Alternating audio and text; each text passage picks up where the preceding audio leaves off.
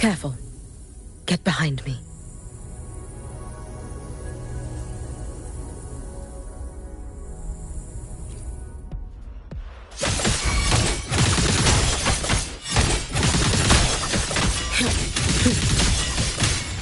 You should have run. Careful. Get behind me. A life as fleeting as the first snow. Dissipate.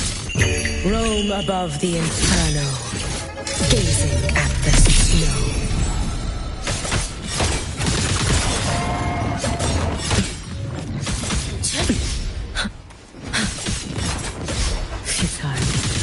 Worry not for me.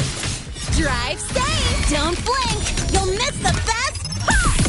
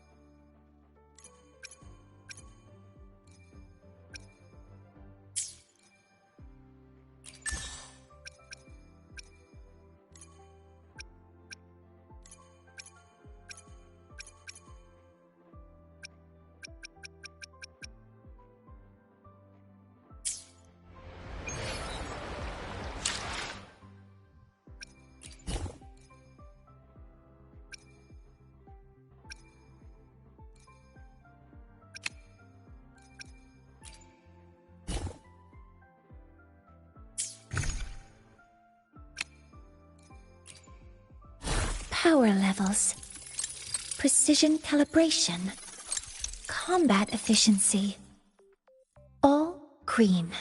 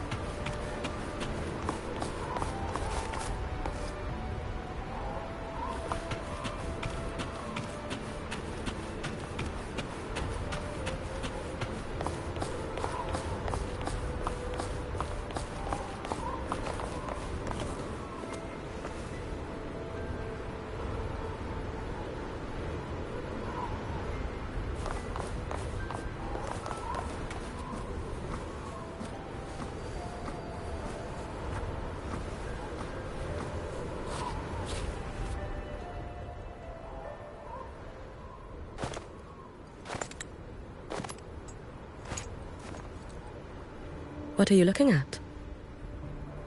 Ah, there you are. Nothing really. I've just been wondering if I wanted to land another astronomical investment to study all the exoswarm coming off this giant mech. What kind of pitch would it take to make every major player in Solaris nod along and funnel credits into my pocket year after year? Have you figured it out? Not yet. My conscience won't let me think that far. Luckily, the man who can figure it out is back. The old man who promised me the blade. The head of the Space Trek Collective. The very same. But don't let the quick agreement fool you. He's already thinking 10 steps ahead. If Ishino Hado wasn't in such dire straits, he wouldn't have agreed to forge that blade for you so easily. Or at the very least, he'd have made sure he got his pound of flesh in return. I couldn't find the child. Time and space in that dimension are too fractured. My familiar lost its way.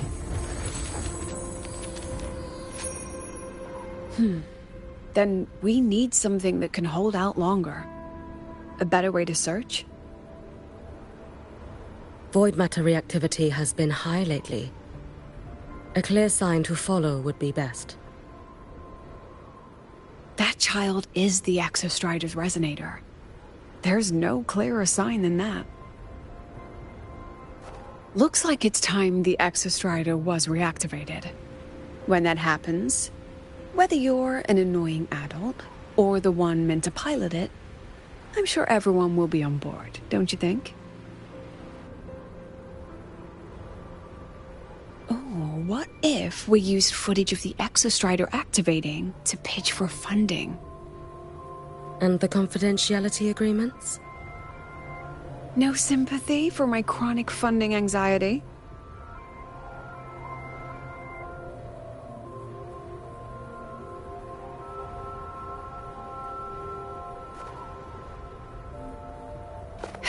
Fine. Go to Honami. I already approved your leave of absence. Why? To test the blade?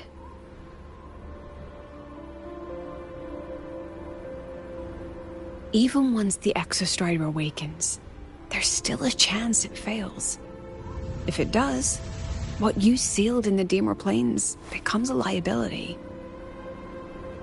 But it could also be our ace in the hole. So, before I give you the thankless task of guarding those planes, go deal with matters of the heart first. Understood. I will return in one day. Take 2. Give yourself a day to look around. Go on. A Black Shores member will meet you there. I still have all of Dr. Luke's mess to clean up.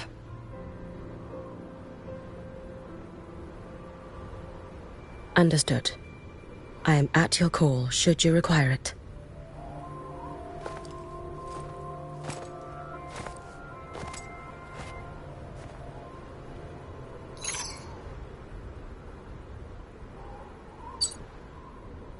Yes, I'm listening. So it's about Denia. I see. Let's discuss it in person.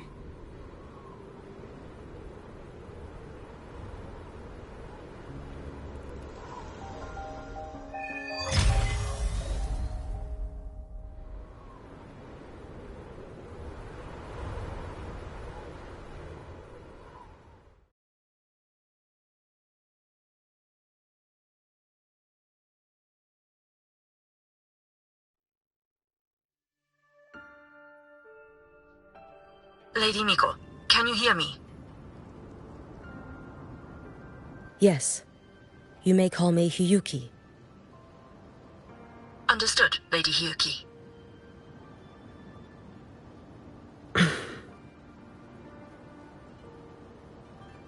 Most of the left behind in Honami City have been relocated, but a few, the ones whose regrets run deepest, still roam the danger zones. Their unfulfilled desires concentrate the Lament's power. An incident just waiting to happen. With you here, I feel better about the situation. We didn't expect you to take this on yourself. Protecting Honami is the duty of the Miko of Flaming Sakura. I thank you for your support. Actually, I have a favor to ask. Oh, is it about Gyokuro, the former Miko? We've already found traces that may belong to her, but nothing we can confirm yet. We're in the process of narrowing down her location. As soon as we learn anything, you'll be the first to know. I am in your debt. Oh, it's nothing. If it weren't for you back then, I would have... Anyway, I'll leave this area to you. You can rely on me. Was there something else you wanted to say? Nothing, Lady Hiyuki. It's just... Thank you for everything you do. Goodbye.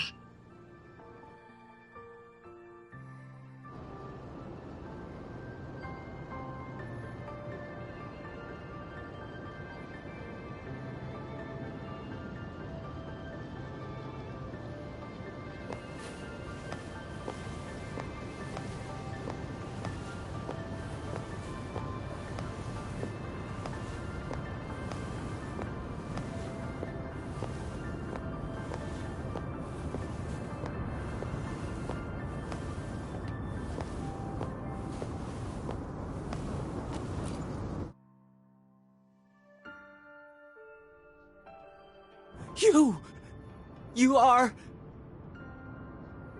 Yes.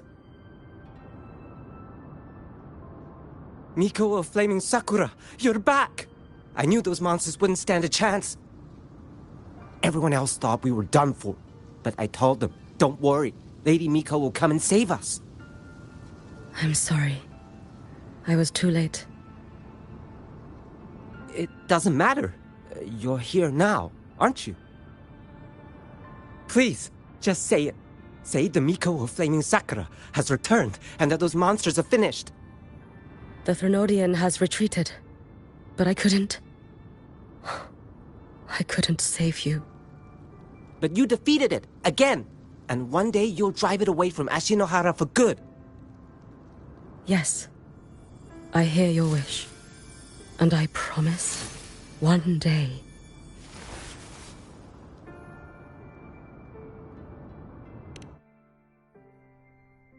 I failed their hopes. No matter how many times we drive it back, the Threnodian always returns. When will we be freed from this nightmare Ashinohara?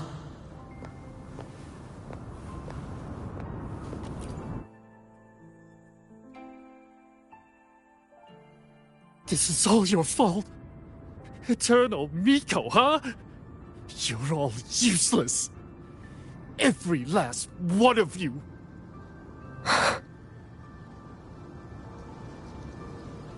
How do you even dare show your face in Hunhami? They're dead! Everyone's dead! I knew it! I knew the Threnodian couldn't be defeated. I should have run away as far as I could. Oh, Lady Miko, please! Do something, anything!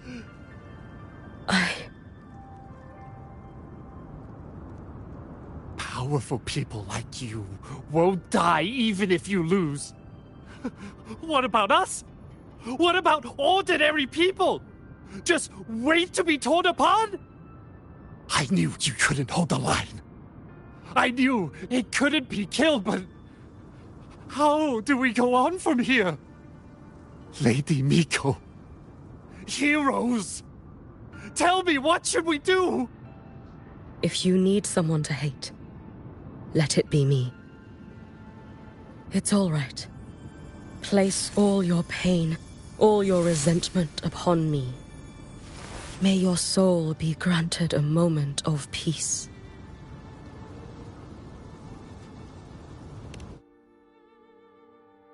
If I had been stronger, could I have saved them? If only I had more power.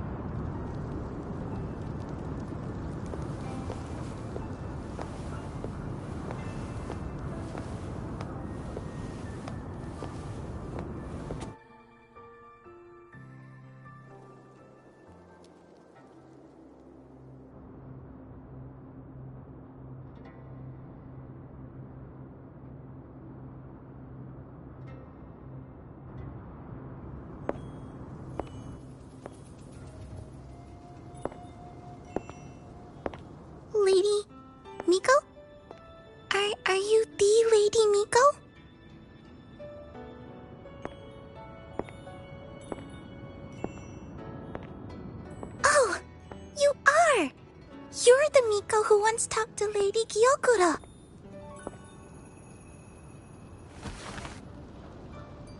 She told me about you. She said you're her most treasured family, just like my big sister and I. Your name is... it's... Hiyuki.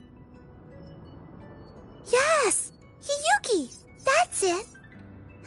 Such a pretty name, just like Lady Gyokura's. My sister said if I hid here and prayed with all my heart, Lady Miko would come and save us. So, I've been waiting.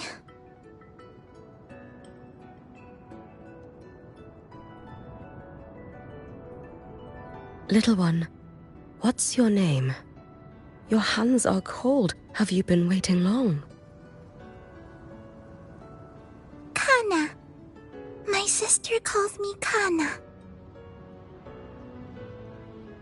Lady Miko, you're finally here. But my sister... she... It's all right. I'm listening. She asked you to wait here, didn't she? Ah, she must have trusted you very much to give you such an important task. Task? Yes, a task. If not for you, I would never have found this place. You did well, Kana. You completed your task perfectly.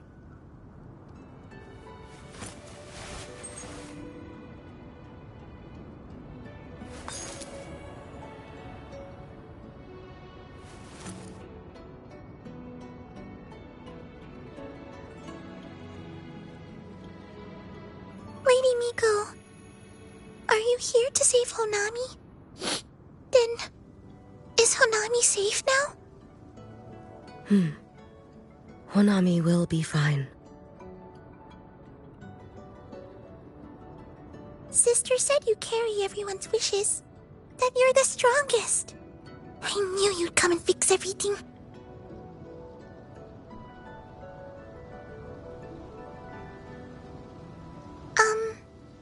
Lady Miko, can you help me find my sister? Of course. We'll both get to see our sisters again soon.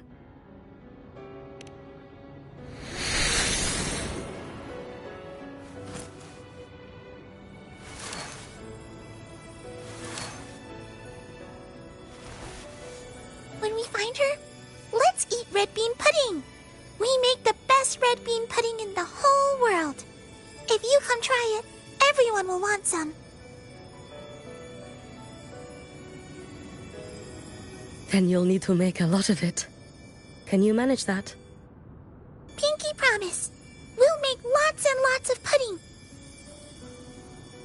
Then, even if the Drenodian comes back, we'll have something to eat and we won't be scared anymore. It's a promise then. We'll make a lot of pudding.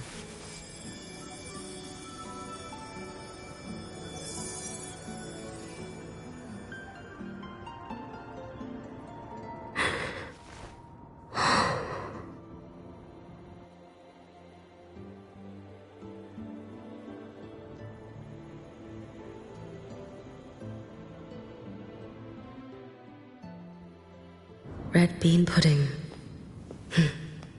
Gyokuro always did have a weakness for sweets like that. This time, will I find her traces and truly set her free?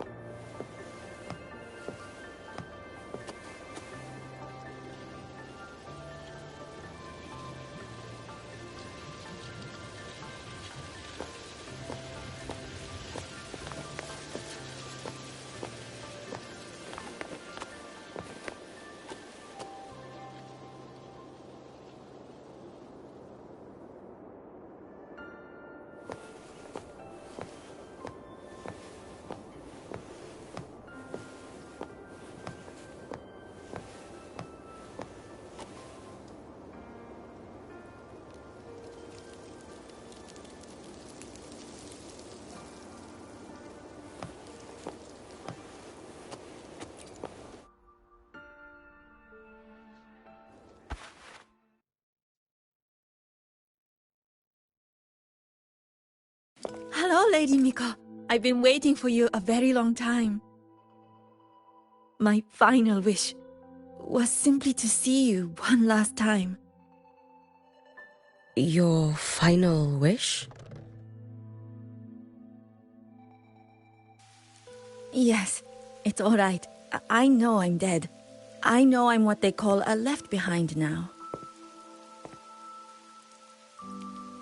But I thought if I'm going to remain like this anyway, I might as well get what I wanted before I disappear, right? I've heard of cases where the left behind remain aware of their state, sustained by powerful desires, but for such a simple wish. You truly only wish to see me again. I mean, you are a legend. You've been the Miko of Flaming Sakura since my great-grandmother's time. When I heard Honami was in danger, and that the Miko of Flaming Sakura would meet the vanguard, I rushed here just to see you. You shouldn't have taken such a risk. If you wished to see me, you could have gone to the Flaming Sakura. I know. Everyone says you can just write your wish on the plaque and Lady Miko will see it. But I worried. What if it never reached you?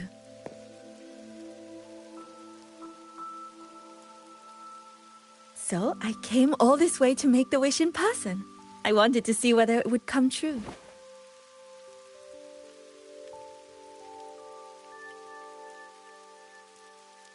Very well. Then tell me, what is your true wish?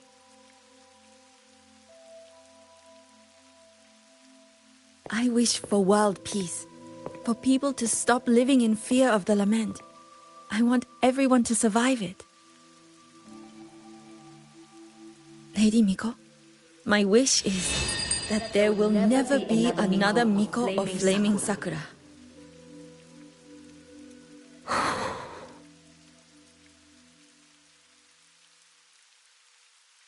I see. Then I promise you, this wish will be fulfilled.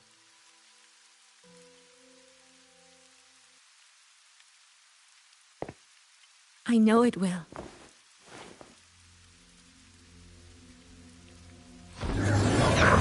After all, you are the eternal Miko.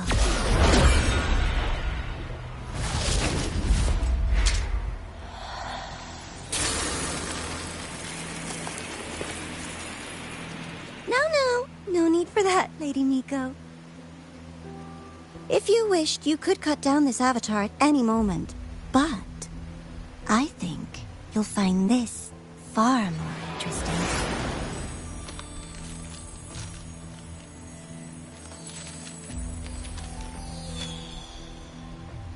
Yokuro's Shiratori. I know the Fraxidus has cost Ashinohara its fair share of grief. But personally, I hold no ill will toward you. I had dealings with the previous Miko. It wasn't exactly a pleasant chat. But I promise you, her death was not by my hand. Just as you once witnessed, she met the fate all Mikos of Flaming Sakura share. She died, burning her future to ash to pay for the present. Aren't you even a little curious about what I showed her? If this makes you uncomfortable, feel free to cut through space and leave. This face of mine, of course, is entirely at your mercy.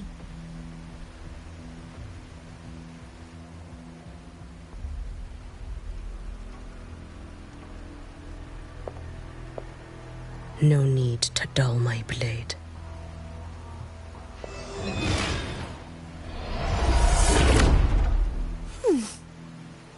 She wears the exact same expression as the previous Miko. I suppose one day she too will be reduced to ashes by her own wish. Oh, eternal Miko. Is she simply arrogant? Or just a coward?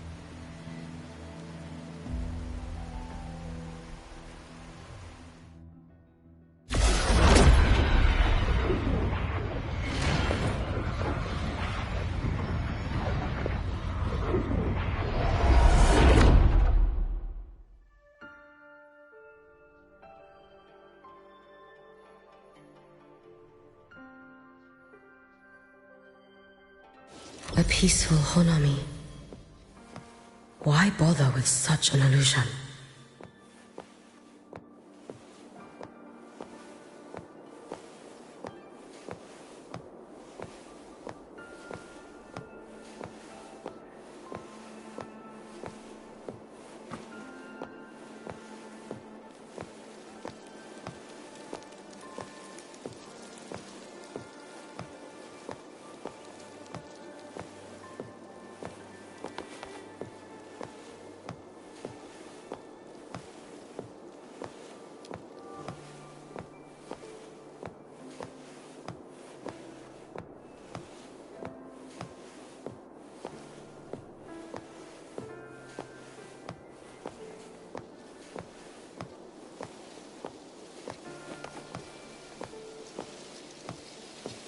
Gyokuro.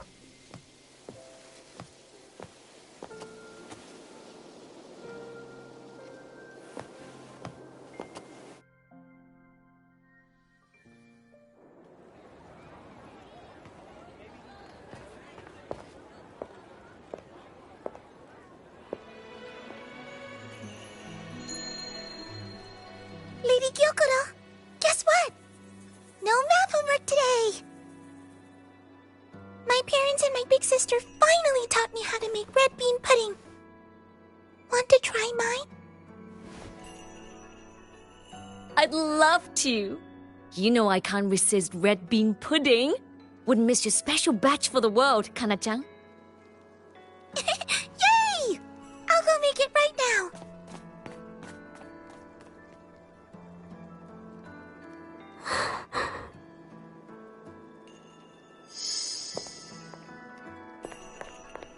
Anyway, I'm here. What is it? My. Can't a sister just want to see her favorite girl without a reason? That's not what I meant. There's that serious little face. I just wanted to chat. Always relaxes me. So, how are things at the Flaming Sakura?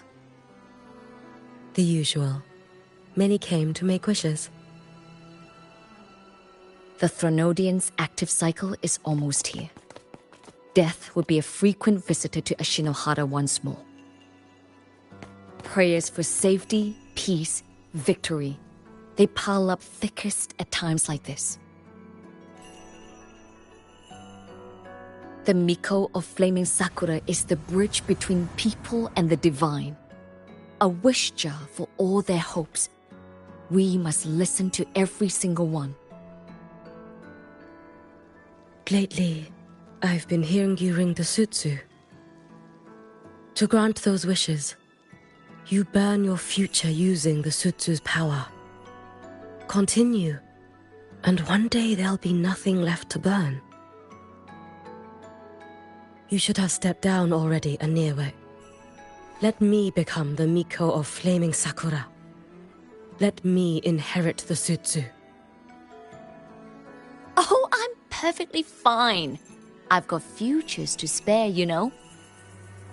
You tell me, little Hiyuki, what's got you so fixated on this? Don't tell me you're secretly in awe watching my heroics on the battlefield and... Yes, I want to be just like you.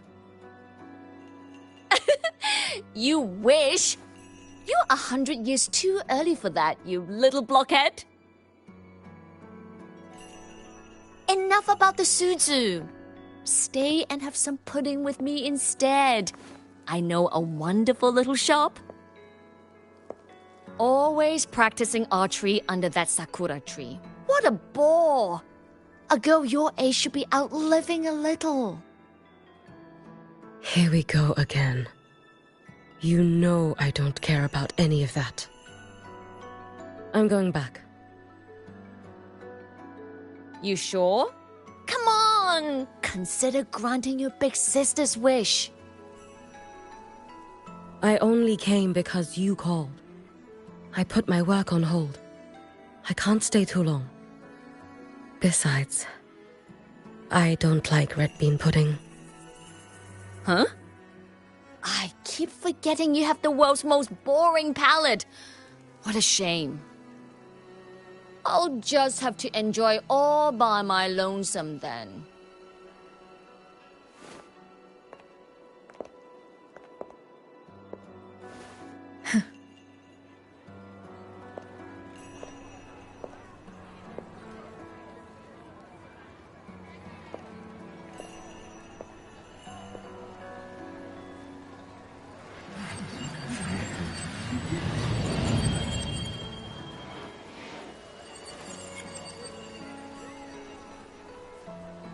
Gyokuro never once spoke of her own wishes. She lived only to grant the wishes of others. If only I had chosen to go with her.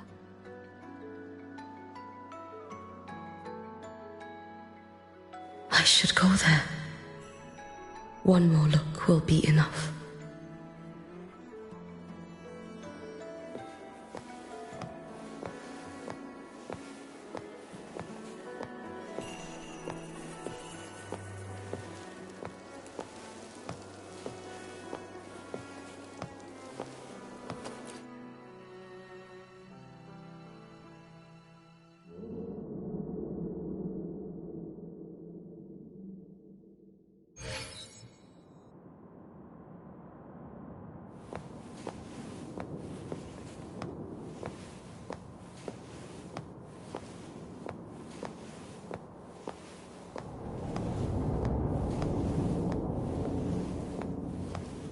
Still regretting that you didn't step into that shop and try that red bean pudding with the former Miko, aren't you?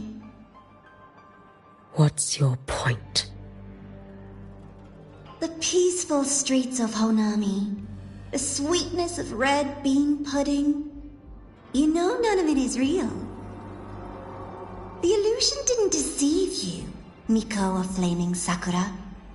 You were the one who deceived yourself. Desperate to play pretend? Why not commit? Please, this performance is only beginning. Miko of Flaming Sakura, do not forget the regret you carried here.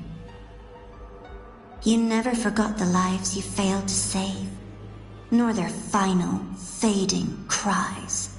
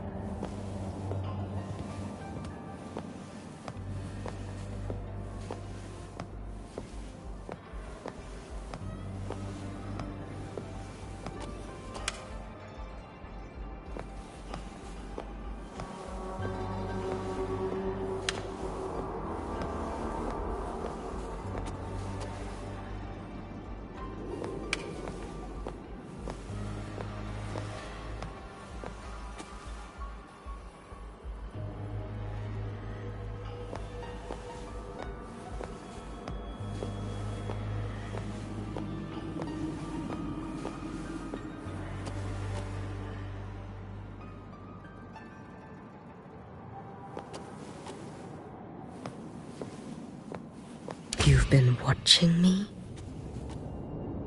Among all the Mikos of Flaming Sakura, you're the most special. Only you could peer into the Sutsu and see a future so utterly pitch black.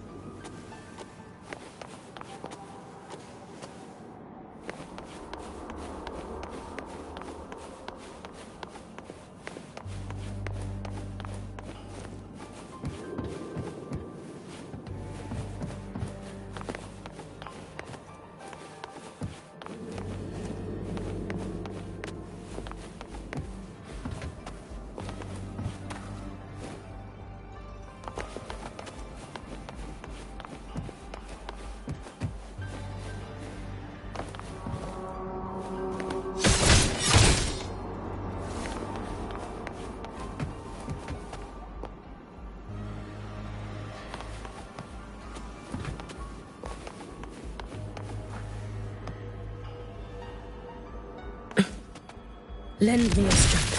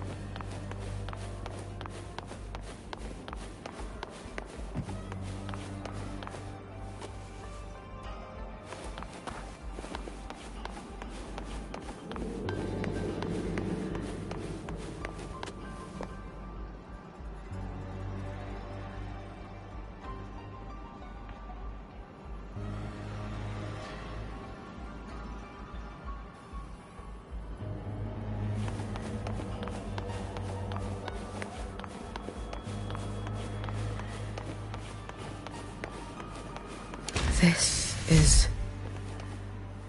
Oh, you've heard the stories, of course. But none of them know what Rover really endured to reach this point.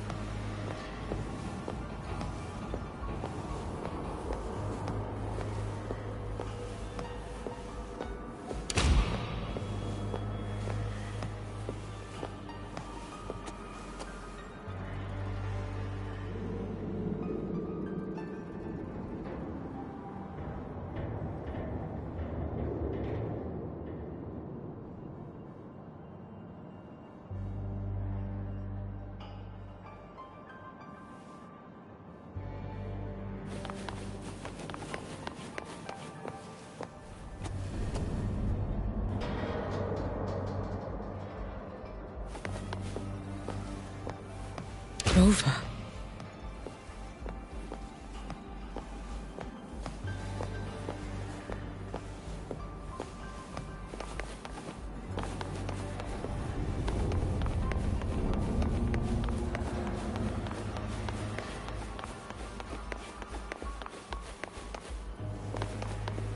This is...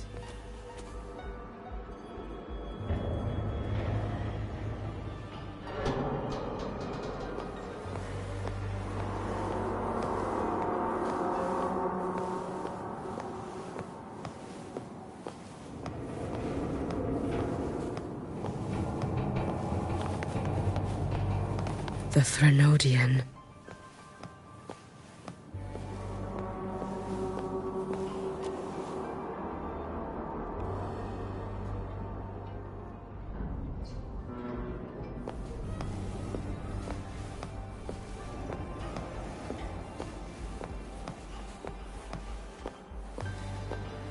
Go on. The next act awaits you.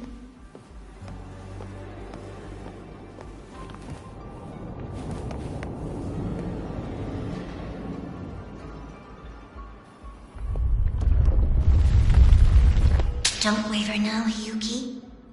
That instinctive revulsion you're feeling will guide you down a path diametrically opposed to my own. You must walk this road. Only then will you understand, accept, and finally see where you went wrong.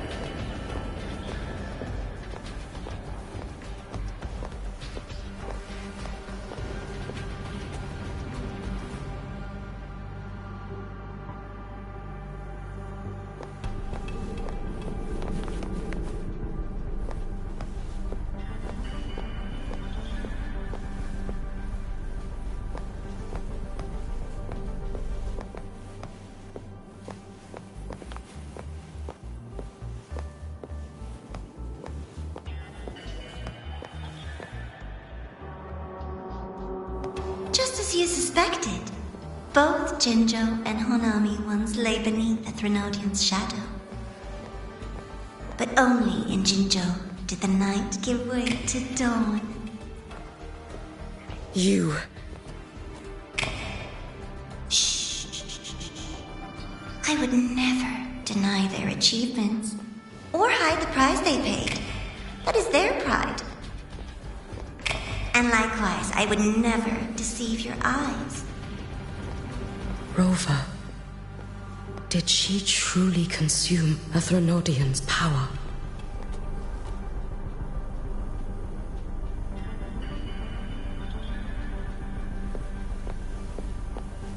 Careful. Get behind me.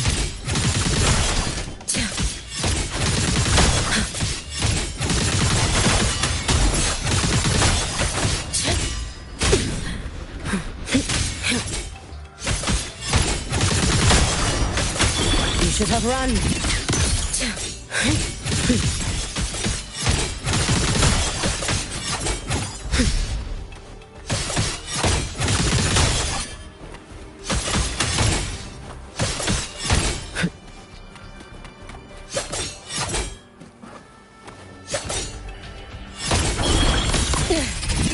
This blade. It's as sharp as they promised. Once business in Lahairoi is settled, I'll take it back to Ashinohara.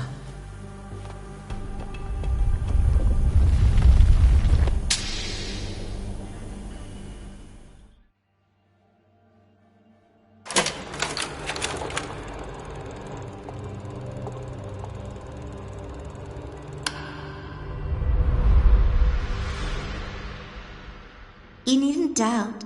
This is, in fact, my ploy for you. What else would you call laying the very path you've dreaded most bare before your feet? Keep walking. The way forward is the only way left.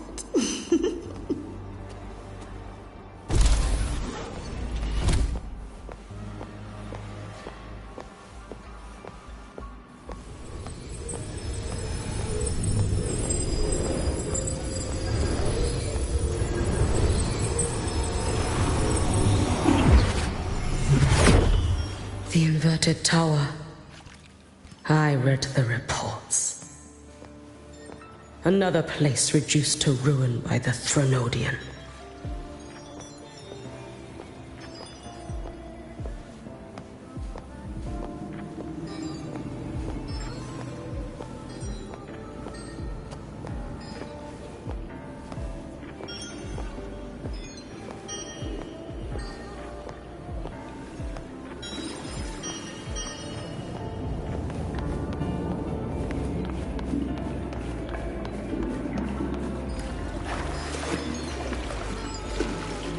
A nation that placed its faith in the Sentinel, yet its blessed maiden was spawned by the Threnodian Leviathan.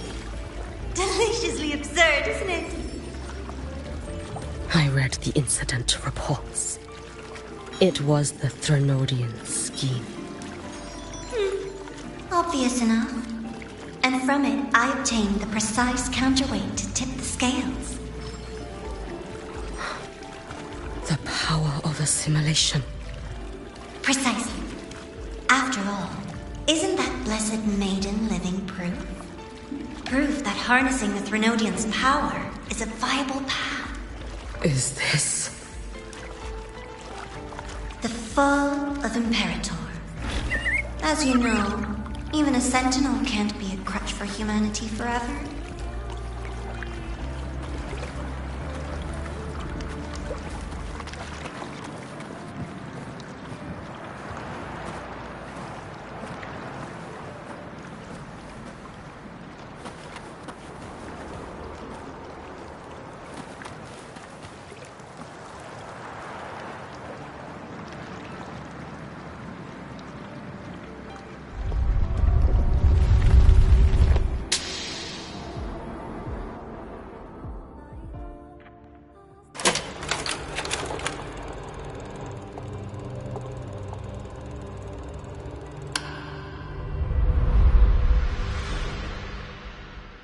Now, why not step into the role yourself? Experience Renacita's conclusion firsthand. Oh, and I made a personal appearance for the grand finale in Renacita. I couldn't very well abandon my rather childish subordinates like that, could I?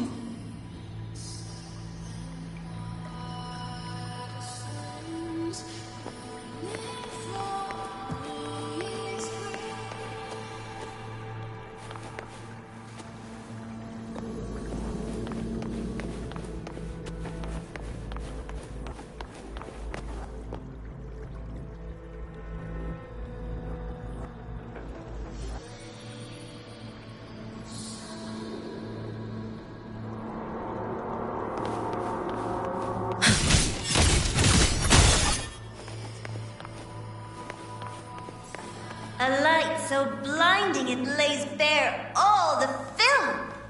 A world where every prayer is answered. Just like a dream, wouldn't you say? Ah, if only Ashinohara could have... You had so many companions fighting at your side. And yet, the reign over Honami simply would not cease. That's enough.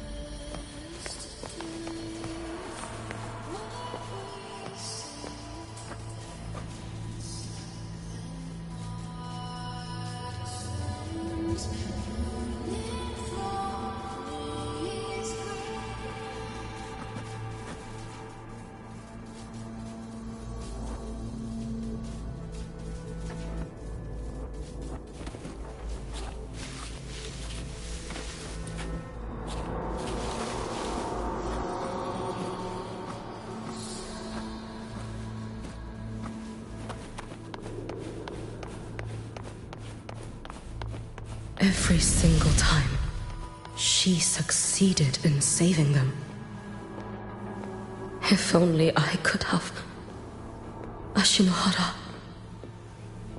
Am I envious of what she has achieved?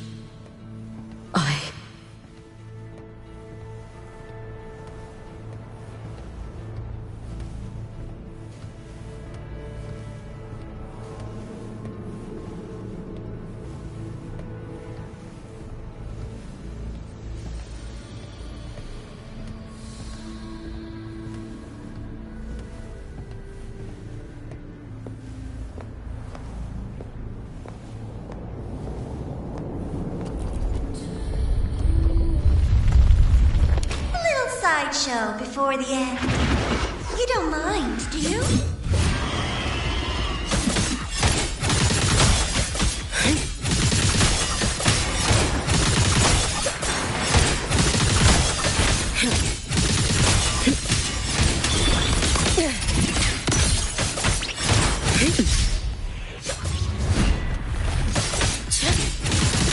Lend me a strength.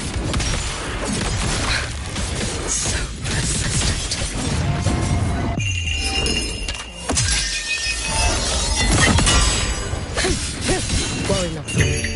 From above the inferno, gazing at the snow. Be cautious. Stand back.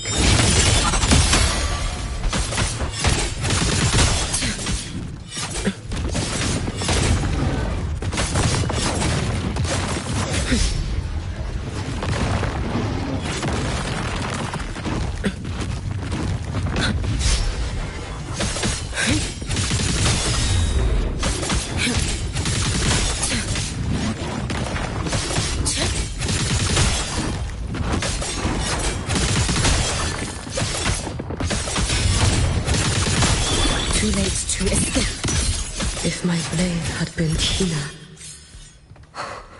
could I have... Is my focus slipping? Why is this even surfacing now?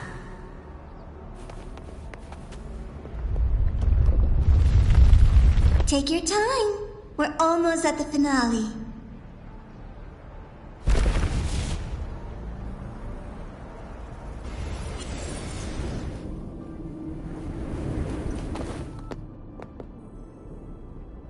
Come, let's go.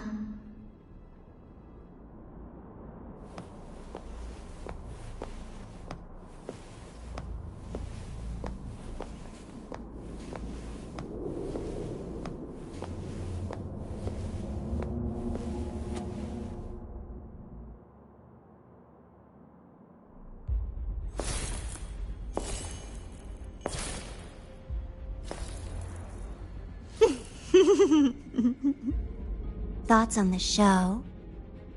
You showed me all this because the Fraxidus wants to replicate the assimilation within the Blessed Maiden herself.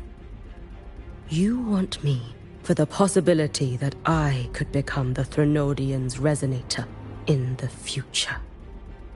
I won't deny it. After all, among all the Mikos of Flaming Sakura, only you can see through that Sutsu and see a future so clearly entwined with the Threnodians. That is your gift, your talent. It is a dangerous curse. From Hashinohara's legends and the Space Trek Collective's investigative reports, you know who Rover is by now. As a savior yourself, what do you think of her capabilities?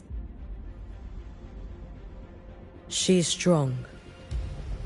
You can afford to be more effusive. Unlike you, who failed Ashinohara time and again, she is the perfect savior. But let's be brutally honest. This world doesn't have a second Rover. She saved Jinjo and Renesita. But what about Honami? Solaris is full of dark corners like Honami, places the Savior's light will never reach.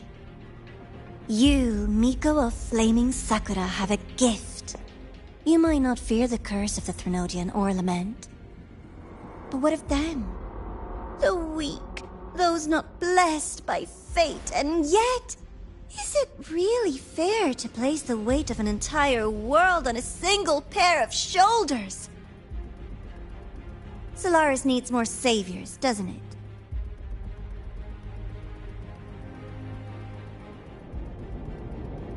I'm just using the Threnodian to bring more of them into this world. You mean... you want to use its power? The way Rover once did? I've tried before, but a miracle like Fleur-de-Lis requires a billion coincidences. And Mia? Nothing but the delusional ravings of Leviathan. Even the one that appeared in Renesita at the end was just a hollow, mute shell. But with your help, everything changes. You could wield the Threnodian's power just as Rover did. Honami would not be a ruin, and Ashinohara would finally have its true savior. I have to admit, your proposition is tempting. I desire vengeance against the Threnodian. That is why I seek greater strength. I stayed in Lahairoi to forge a blade sharp enough to kill it. But I will not discard my dignity as a human for it. I will not become the very horror I hate. Not even for retribution. You stand on Honami's soil. You stand on a graveyard of millions. Go on. Ask them if your dignity as a human matters. I think they tell you that simply staying alive is what matters. Eternal Miko, you know your limits. You've crawled through countless defeats, barely protecting Ashinohara from the Threnodians' assault. But what of the future? You are no savior like her. When you fall, who will take up the Sutsu? Who will walk this lonely, futile path next?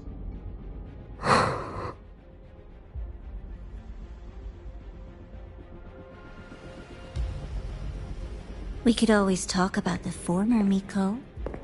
The bodies of the left behind are ephemeral. You'll find I have a far more durable proposal.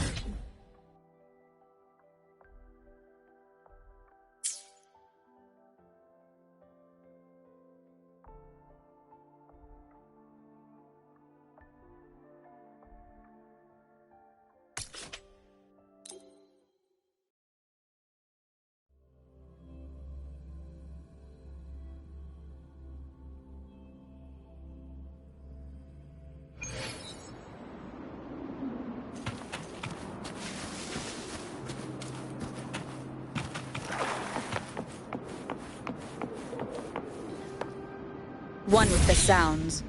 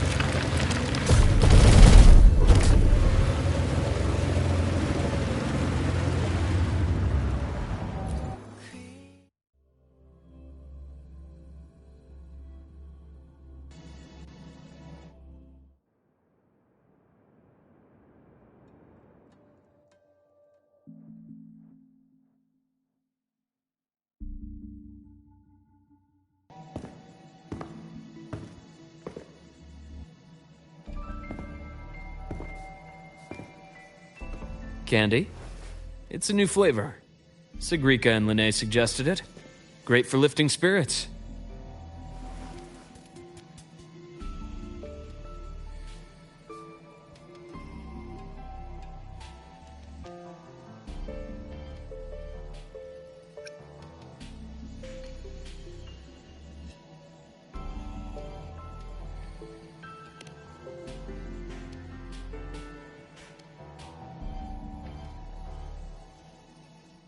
All right, Luke. What's the word on this Exostrider plan? My conversation with Lucilla went well. She's on your side. Your showing during the Dark Side incident also helped speed up the Academy's internal review. That said, you've been a student here for less than a year. You'll need the Space Trek Collective's approval to officially activate the Exostrider. Their biggest financial backer is the new Federation. And of course, they answer to an entire board of investors. And to them, the Exostrider is definitely a high-value asset. I've been flooding their desks with reports. Your Academy investigation record, your latest test scores from Abel College, and a full physical adaptability eval I wrote myself. And were they rejected? We got a meeting. But when that much money's involved, conflicts of interest make everything move very slowly. Unlike Jinzhou or Rinasita, they've got far too many cooks in the kitchen. I'm worried we don't have that kind of time. Exactly, which is why we're going to strike first. Besides, things have changed. It all comes down to this guy. This is Chase, head of the Space Trek Collective. He just got back to Lahai on a Triumph avionics ship from the new Federation. President Lucilla, Professor Mornier, and I have all put in a good word. You'll be meeting him at the Research Institute. Chase started as a low-level employee at Ashridge Energy in the new Fed. Then, he dropped off the grid for a few years before resurfacing in a government position.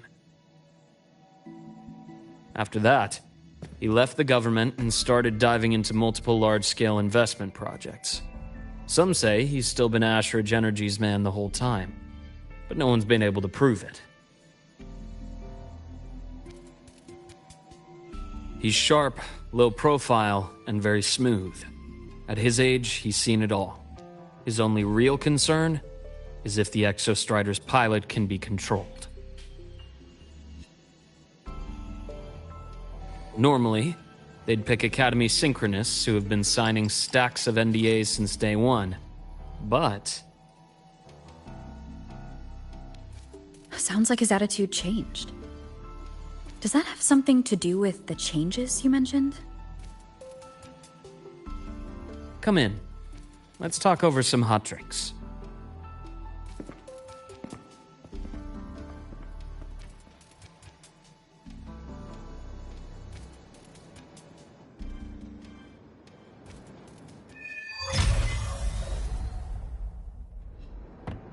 I heard Lucilla asked for your help after the ceremony. How did it feel working with her?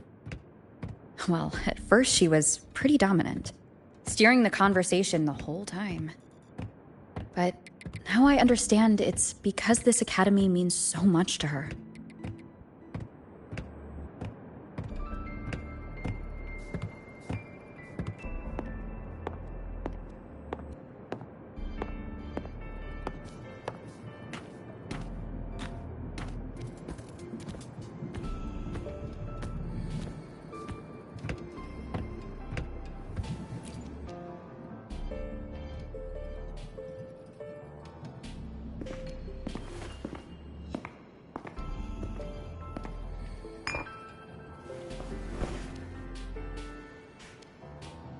Based on your intel, the reactor core has been returned. Ideally, we'd wait for the Exostrider to awaken before trying to help Imith or confront the Threnodian. But recent readings from the Institute's Strider Gate monitors, they're off the charts. Void matter reactivity is spiking. The Space Trek Collective is getting twitchy. If Threnodian Aleph 1 breaks the seal, all of Solaris will be at risk, not just Lahai Roy.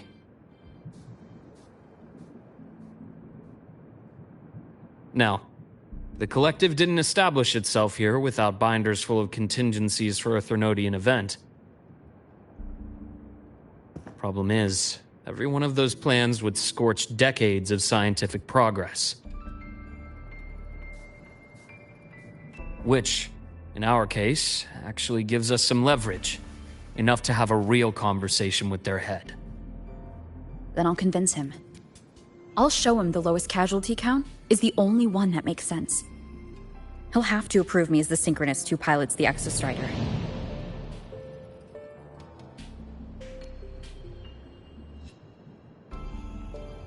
Luke, you mentioned you have contacts in the Black Shores. In this workspace of yours. It's secure, right? Guaranteed. What are you thinking? Lahai Roy is closed off from the outside world. Public comms are probably tapped by Fraxidus moles inside the Academy.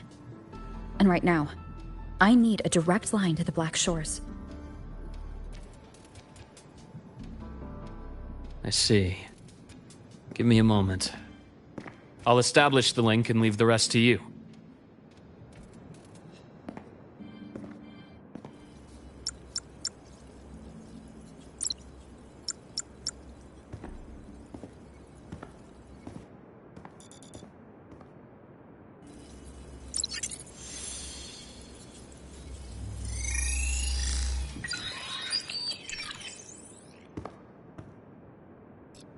I received your call, Rover.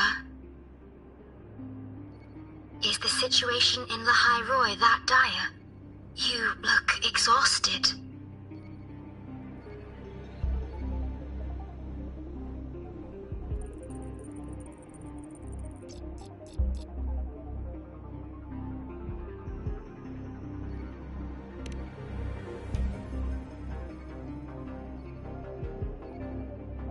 My frequency loss has been resolved, but Lahai Roy is under imminent Threnodian threat.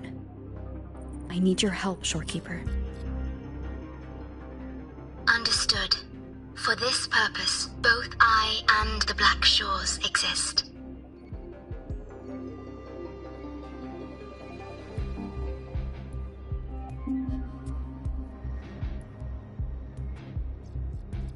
Any additional intel on the Exostrider within the Tethys system?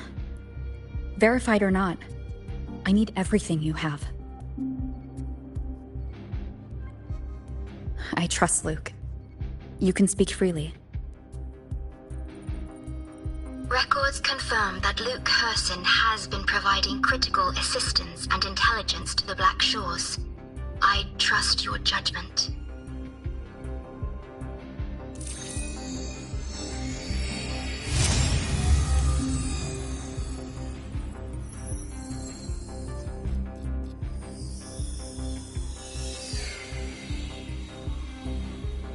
After the founding of Star Torch Academy, most information fell under their seal of secrecy. However, in its early days, you mediated negotiations between the Academy and the Roya. Through that process, the Black Shores gained partial access to certain archived insights.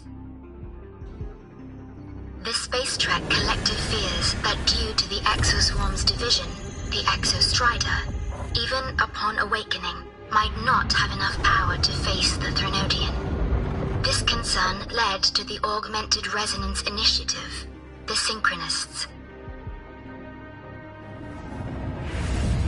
Observing how Sentinels work with their resonators, they theorized that the Exostrider, sharing similarities, could amplify its power through a resonator as well. However, considering your link with the Exostrider, the Tethys system does not recommend this method.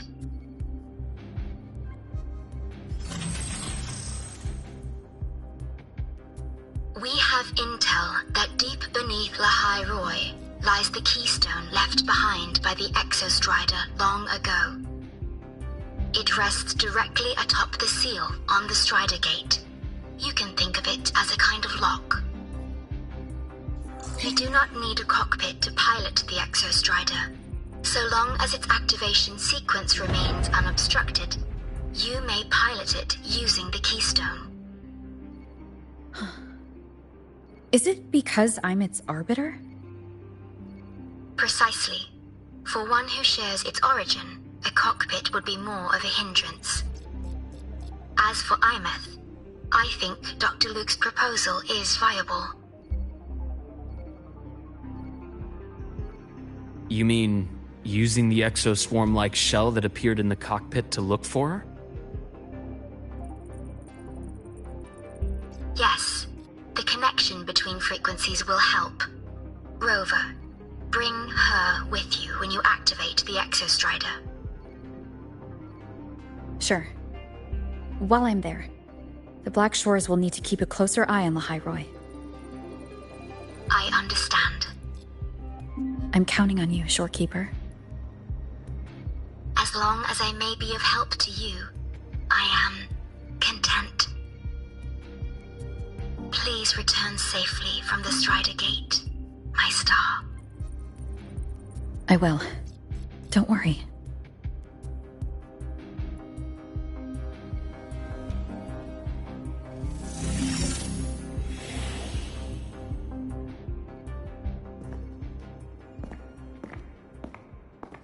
I'll inform Lucilla. Take your time finishing that drink before you head out.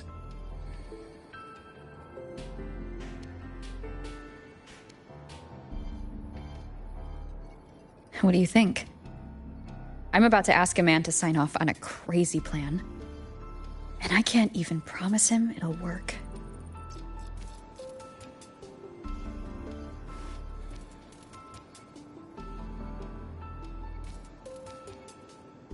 Nobody has a plan they promise will work. If Chase agrees, it's because he's betting that you're his best option. Just take the win. At the end of the day, it all comes down to the person.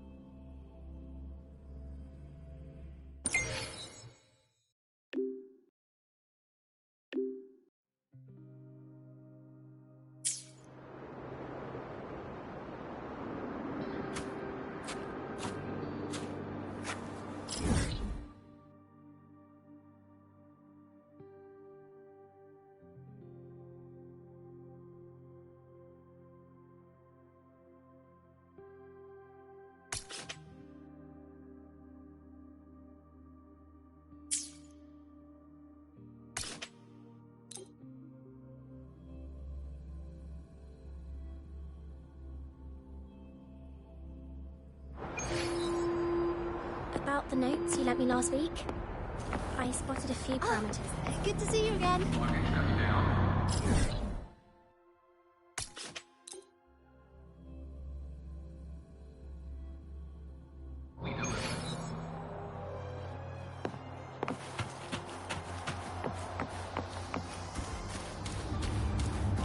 Hey, why do you guys always have an appointment with Dr. Luke before...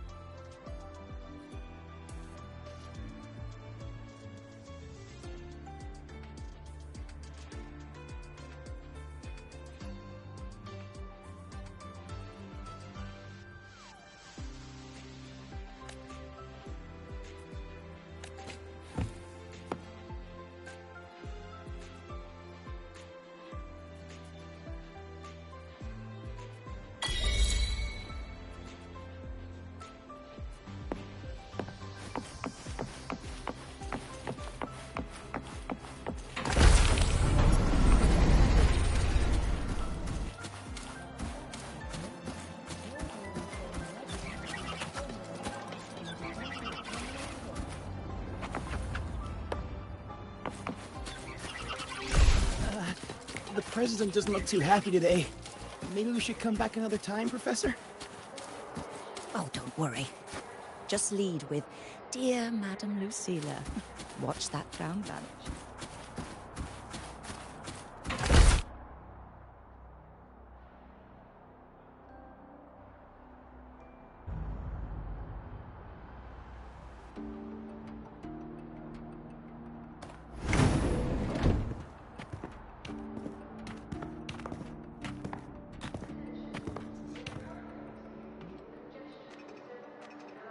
Mr. Chase, this is the student I mentioned, Rover.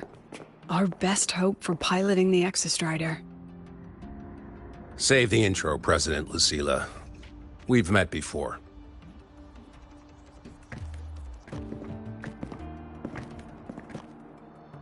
Before? In my past life at the Academy? Let's just get down to it. The Threnodian Aleph-1 situation is deteriorating. We're running out of time. I wanted to wait for the Exostrider's self-regeneration to finish, but the clock has run out on that one. So tell me, Rover, why do you want to pilot the Exostrider? What's the play? To find Imeth and put down the Threnodian. Imeth. Name rings a bell. The one with the high sync rate. Her disappearance was a real loss for us.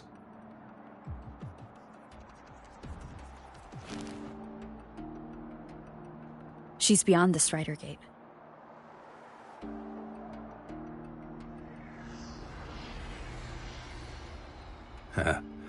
I see how it is. But finding one person in a goddamn interdimensional haystack? Not so easy. You understand our position. The Threnodian is our priority.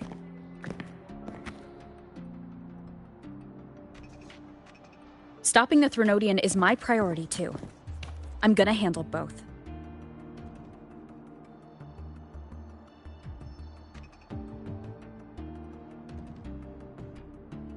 Look, we have the same objective. So like you said, let's just get down to it. If void matter erupts, Lahai Roi is ground zero. Every one of your projects will take a hit.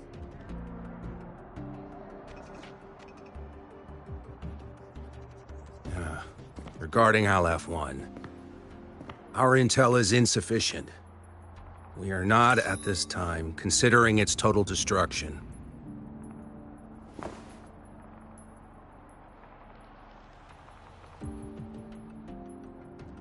What we need is for the Exostrider to reinforce the seal on the Strider Gate.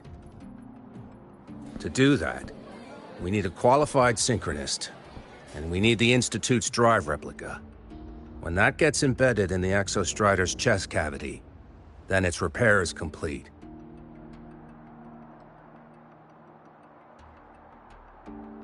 Right now, the replica is in its final phase of development. We're still missing critical data. Drive replica.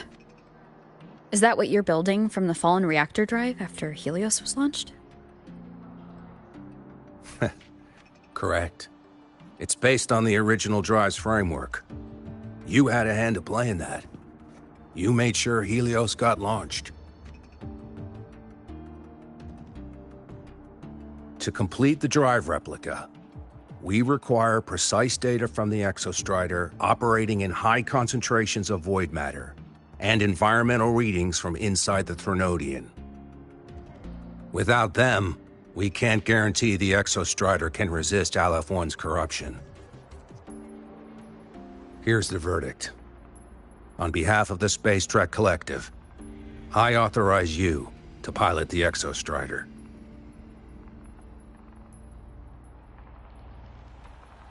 But remember, our objective is the data. We need readings from the high concentration zone to complete the replica. And your personal mission gets 10 minutes. That's the max duration our void matter barriers can cover the Strider Gate once it's opened.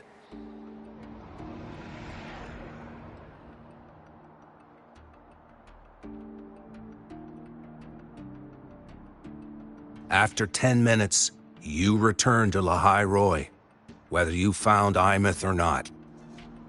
Do you accept?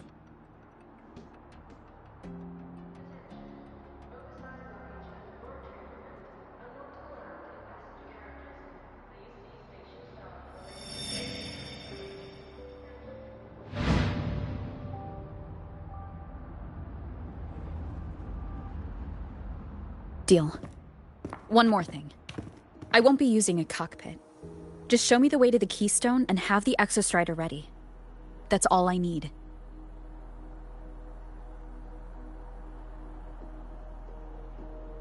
Huh. Still full of surprises. Always bringing us the unconventional. Lucilla, run a high-pressure sync test for the Synchronist. I've seen the physical eval, but I want live data for validation.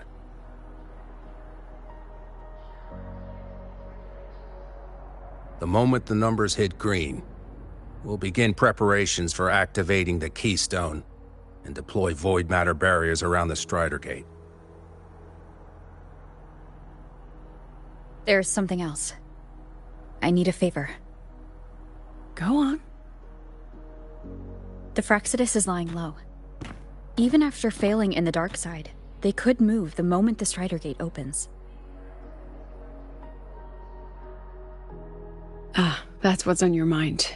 Well, I have an update. Remember Sigrika's friend? The somewhat lackadaisical one.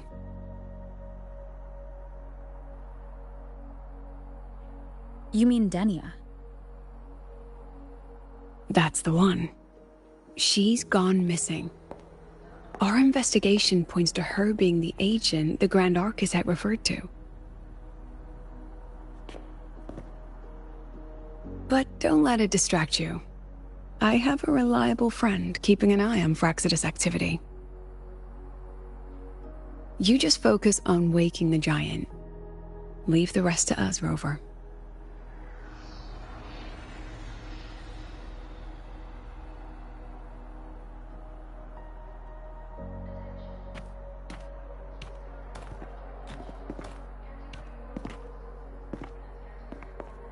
Black Shores just sent a formal communication request. They're offering full support for Lahai Roy's evacuation. If it comes to that. You handle it, Lucilla. You have a better read on the situation than I do. And you're better at talking with that student.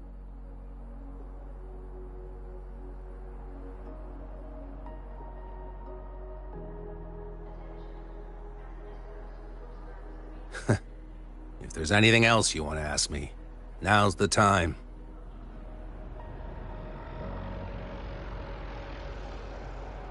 I'm surprised you're placing this much trust in Rover, authorizing her so readily. Any particular reason?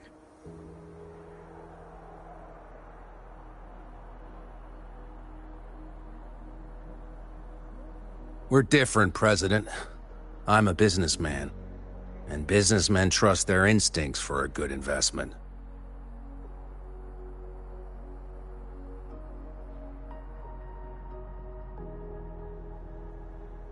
The Threnodian could strike at any time. Given the circumstances, Lahai Roy may have to be written off. And with the timeline we have, relocating the Exostrider is impossible. If we're gonna lose it anyway, why not let her take one last swing? Understood. We still need to prepare for the worst-case scenario. Of course. If this fails, we'll initiate the backup plan. Duskvale.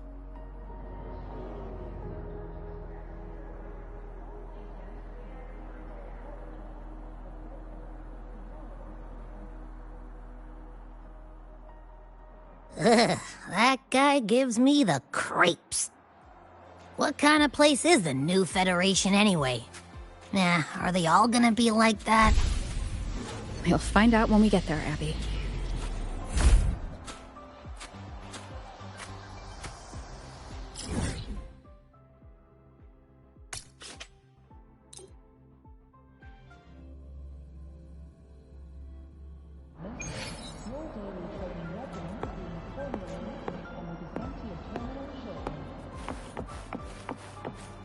Ah, you're early.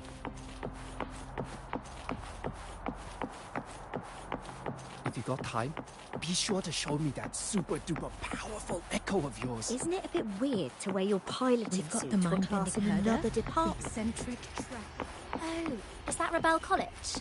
Can I go have a look? It's not open to the public. Please, step back behind the patrol. Check that your frequency monitor is properly fitted to ensure correct adaptability to the Exostrider's frequency.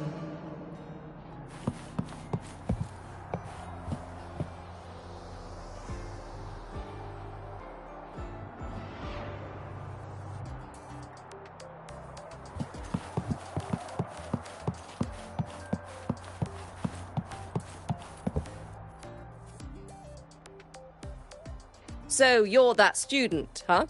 I'm Sakia. I'll be overseeing and evaluating your test today. Lucilla filled me in on everything. This synchronization test is far more intense than the standard procedure. We're simulating the neural load of a direct link with the Exostrider. If you feel anything off, you call it. I won't allow the test to continue under overclocking conditions. Review and confirm the safety protocols before entering the cockpit. Good. The cabin systems are configured. The simulator cockpit is right there. I'll be watching your metrics closely the whole time. I hope you pass the test smoothly.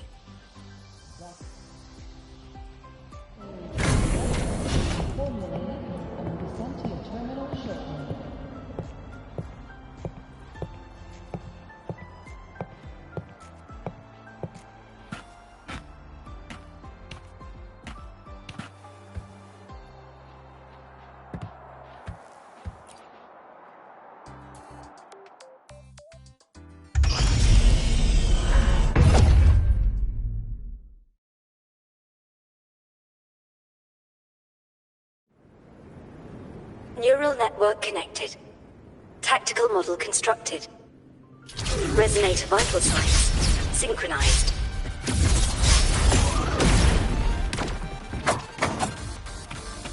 One with the sound.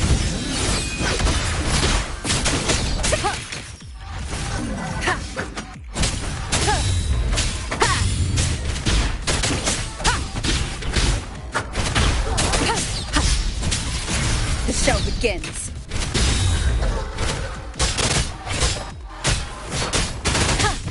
One with the sound.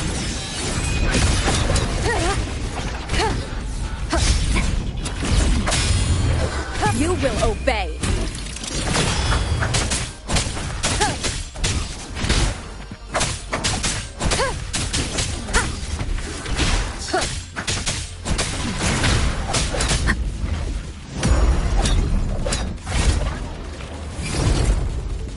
Down with the curtain. Endure and defy. One with the sound.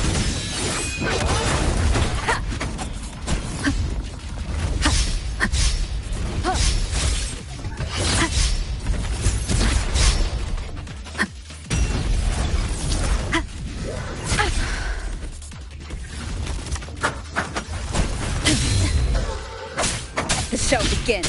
One with the sound.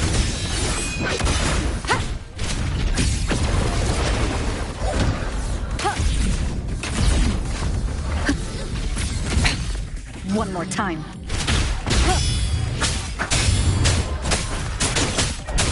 Test complete. Recording synchronization rate data. Cockpit opening. Please exit according to the safety protocols.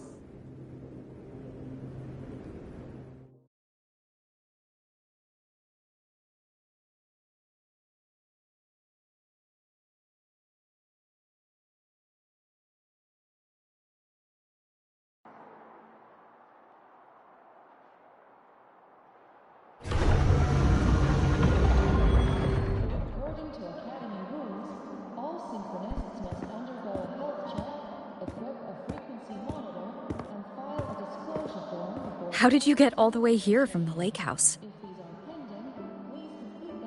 She wanders into the academy sometimes. Usually her caretaker bot escorts her back pretty quick, but today she was being difficult.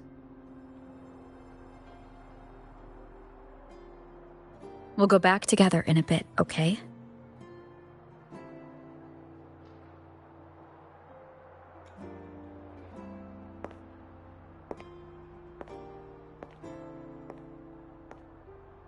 For qualified synchronists, please check that your frequency monitor is properly fitted to ensure correct adaptability to the exostrider's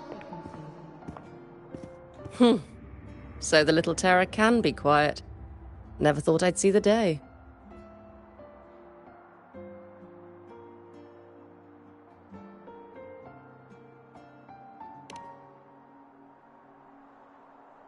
Yes, I was her teacher. Over 10 years ago now. She used to drive me up the wall. Made me lose my composure more than once. She never did seem to mind. The last day I taught her, she wrote saving the world as her career path. I asked her if that was really what a synchronist should be aiming for, then gave her a piece of my mind and told her to rewrite it.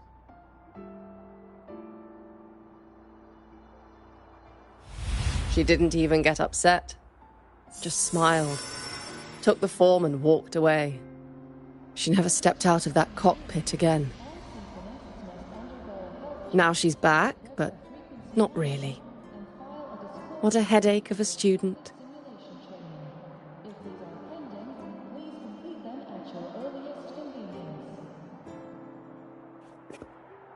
Lucilla told me you're her family. Is that true? Yes. And you're planning to pilot the Exostrider and bring her back from the Strider Gate? That's the plan. Sounds like an absurd, bold, utterly delusional idea. No one knows what's actually behind that gate.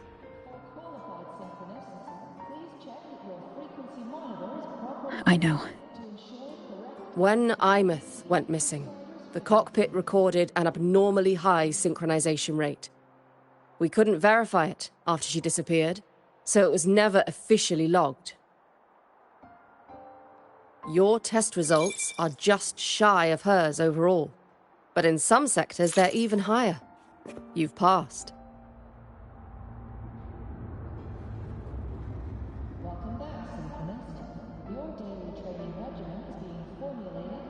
I hope that absurd plan of yours works, and that you bring my student home.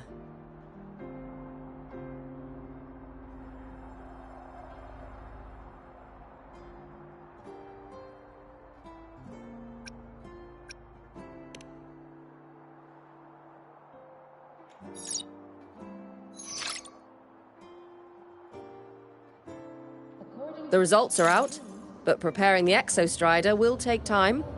You'll need to wait around 2 days. We'll let you know when it's ready.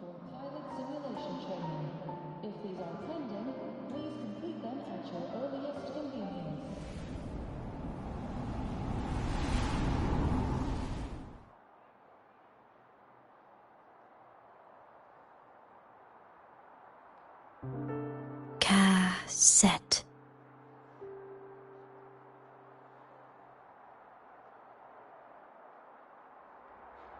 Qualified synchronists, please check that your frequency monitor is properly fitted to ensure correct adaptability to the Exostrider's frequency.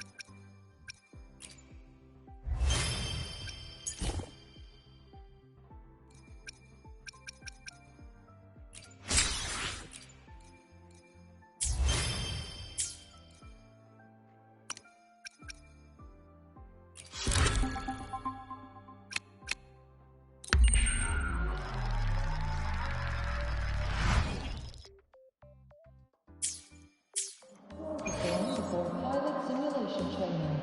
If these are pending, please...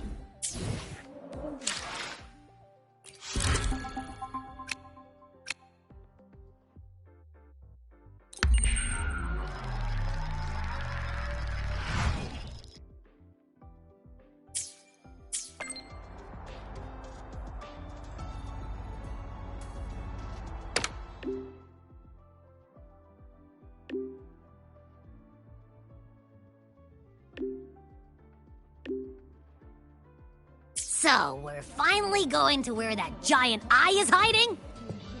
Yeah. And Abby, if you think it's stronger than you, don't try to be a hero. Okay? I've got this. But, we don't know how much strength is hiding behind that gate, huh? Our priorities are the data and Imeth. A direct fight with Aleph 1 can wait until the drive replica is ready.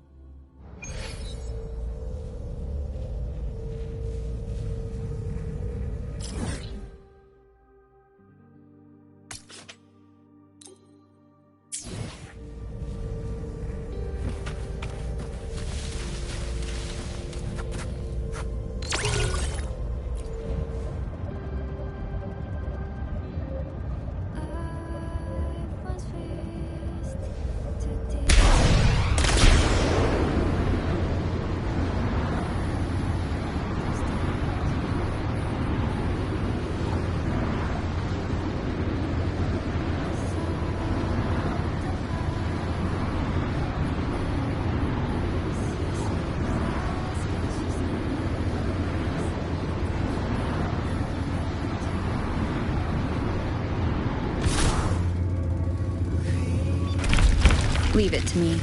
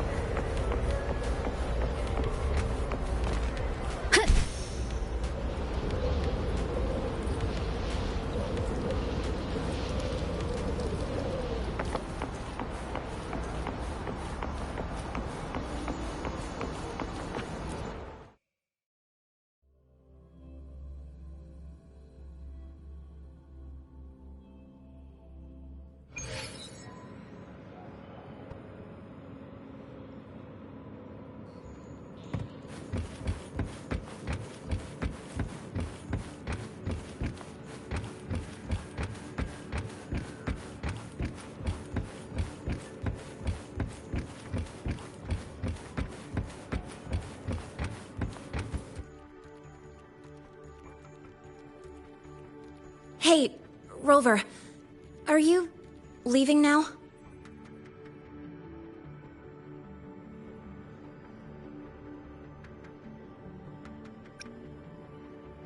Yeah, I was worried. Figured I'd catch you before you left. So, you're gonna pilot the Exostrider. You feel nervous at all? I know you're awesome and all, but nobody's ever done this before. Nobody knows if the Exostrider will even move, or what else might go wrong. Everything's felt so heavy at the Academy lately. Teachers are stretched thin. Even the nearby exoswarms seem restless. Lene, are you nervous? Okay, fine. Is it that obvious? Look, after I aced the entrance exam, I thought, sweet, life's gonna be packed again. Non-stop. Like it used to be. But just when I was ready to finally be a student, my bubble popped. My brilliant student life, poof, and done. The Threnodian, void matter, the Frexidus. They're breathing down our necks. And I can't do anything to help you fight them.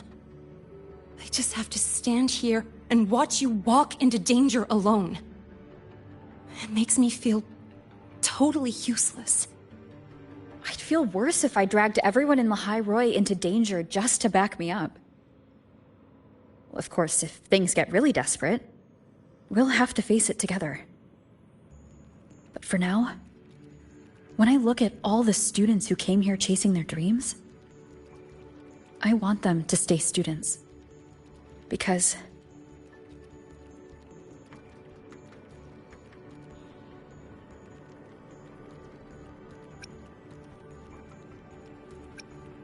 whew, dang, that's a heavy title.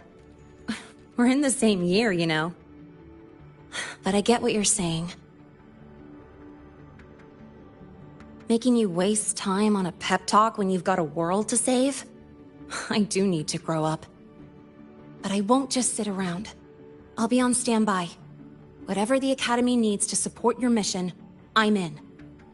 And when this is all over, we're going for a drive.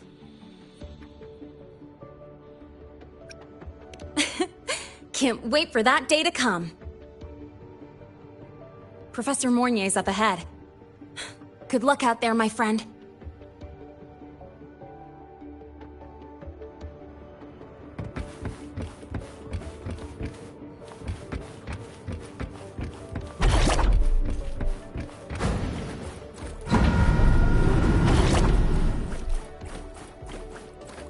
I don't care if she only wants me as a janitor.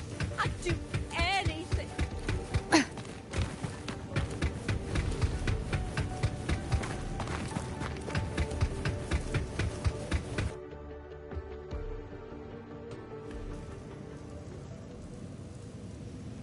Temporary passage is complete.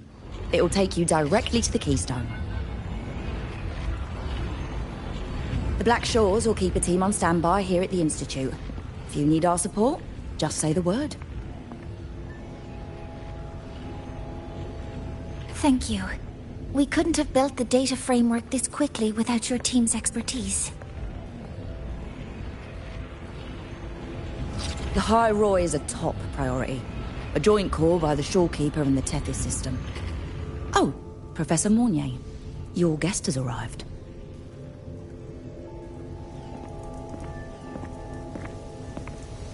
Ah, you're here.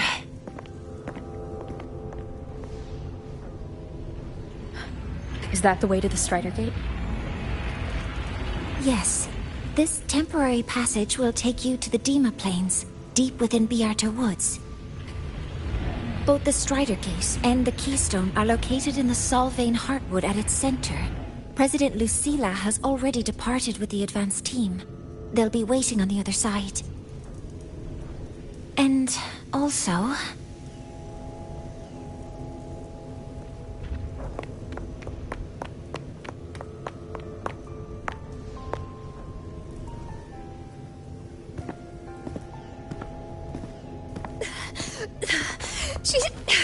She's too fast. What happened? Professor Monnier. She suddenly bolted into the cassette depository and took this. This is...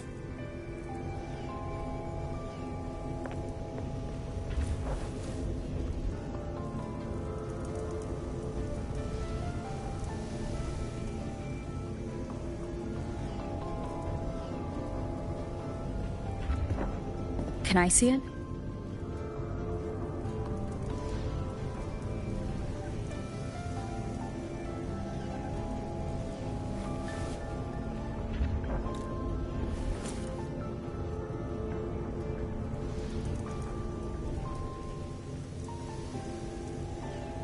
I'll give it back in a moment.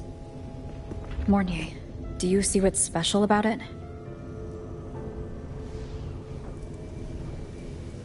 This ID number. I saw it in the student file during her inspection. This is Imeth's own cassette. It's been stored in the depository since she went missing. Why did you want to bring this now? It may be instinctual. Dr. Luke did say this exoswarm-like shell shares a frequency link with the real Imeth.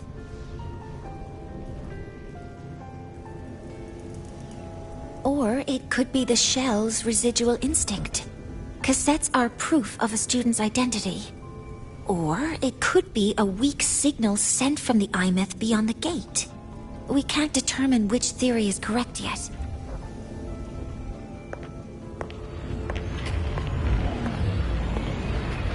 However, this does remind me, carrying a cassette into an unexplored Voidstorm zone follows standard exploration protocol.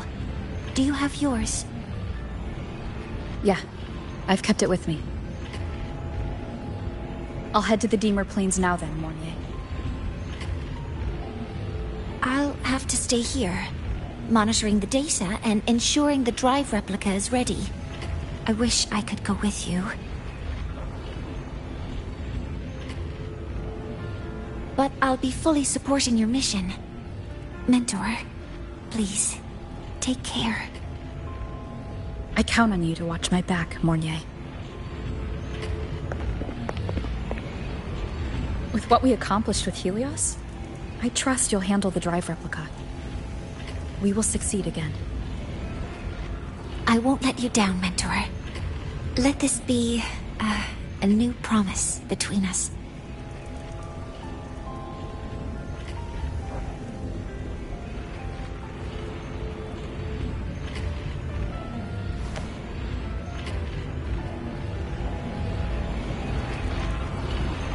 Let's go.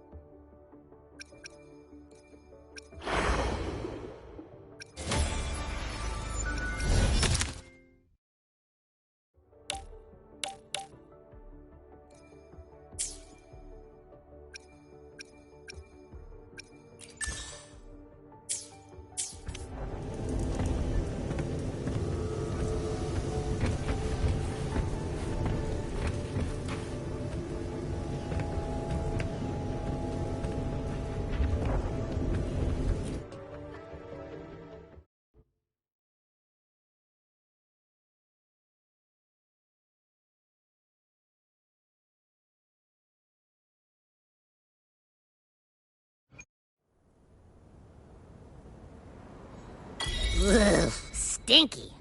This place reeks. The smell of that giant eyeball's getting stronger. That massive glowing tree. Is that the Solvane Heartwood?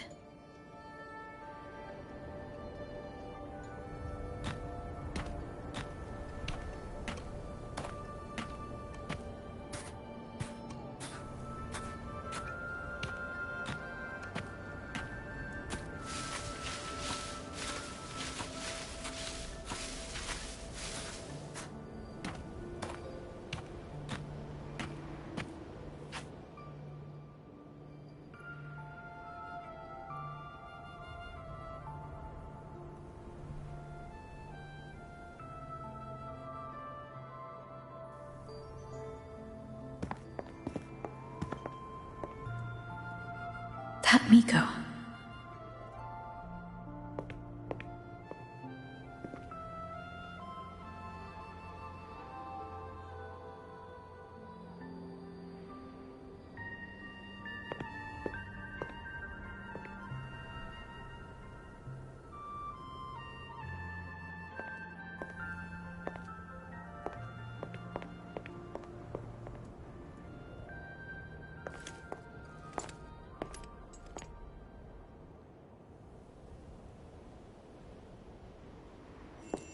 Wait, before you go, you should say hello to her.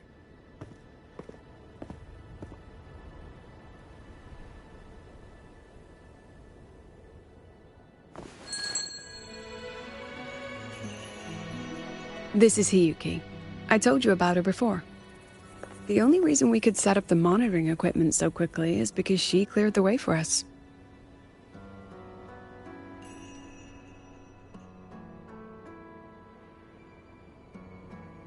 See that lingering frost?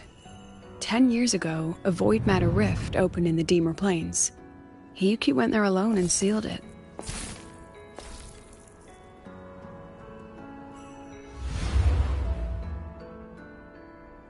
Thanks to her efforts, the Space Trek Collective and the Roya were able to fortify the seal successfully. Every task the Academy assigns her, she completes flawlessly. Were she to have a flaw, though, it'd be that she goes through blades like nobody's business.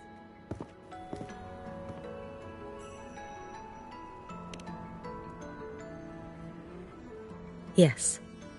Lucilla spoke of what that child did. She is a good one. Strong. But her strength does not change the fact that she is a student. That we allow a child to bear such a burden is a failure on our part as adults.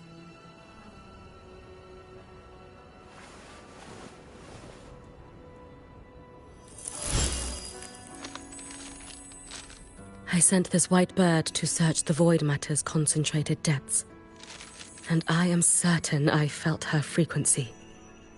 Somewhere in void space she waits. The collective pursues what is right, but your quest to save the one you hold dear, that I understand. Very good.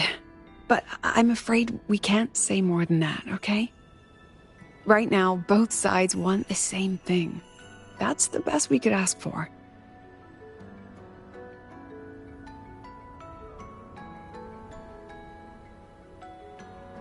You were worried about the Fraxidus, weren't you? While you're beyond the Strider Gate, she'll handle perimeter security.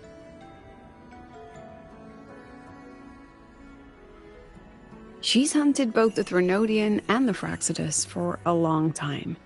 There's no one better for the job. Right, Hiyuki? Yes.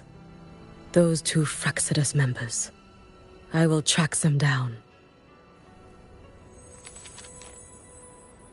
Here. Take this. The white bird carries my power. It will shield you. Should you lose yourself in the void matter, it will also guide you back.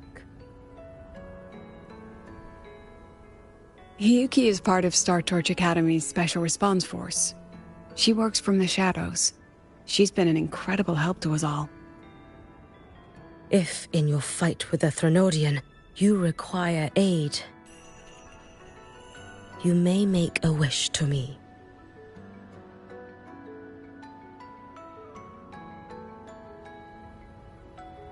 How about I go first?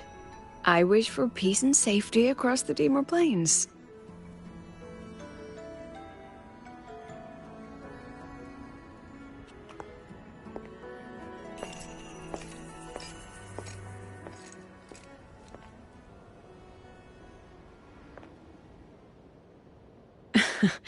Hiyuki is the strong and silent type. Spend enough time with her, though, and you'll find she's rather fascinating. Why didn't you introduce us before? Why the reveal now? No point in hiding what's already in plain sight. Besides, you're both strong, and it's safer if you work together. What did she mean, make a wish? Just what it sounds like. But don't make one unless it's life or death.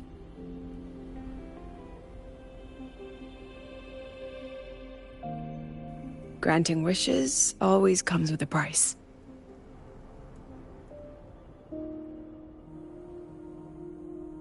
I've sent you intel on high concentration void matter zones. Review them when you can. I couldn't say this with Chase present, but I think you understand. For him, this is a calculated investment. For you, it's a suicide mission. You've been in void space. You've faced it. If Aleph 1 truly lies beyond that gate, it'll sense you the moment you cross over. This won't be easy.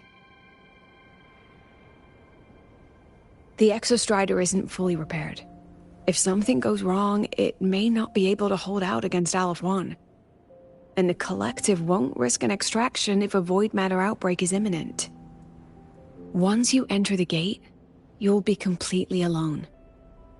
Are you ready, Rover?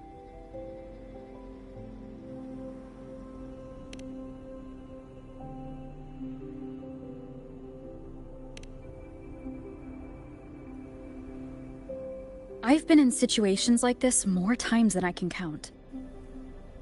If I only cared about walking away clean, I wouldn't have gotten this far, or be standing here now. So, thanks for the concern, President. But I've been ready. Very good. I'm relieved you've thought it through. I'll be here with the others, monitoring the void matter barriers. If something happens, I have to respond immediately as the Academy's head. We'll probably be able to maintain a data feed. But based on past intel, the void matter's disintegration effect will destabilize the signal. It'll likely cut out once you reach the keystone. From that point on, every call is yours. I understand.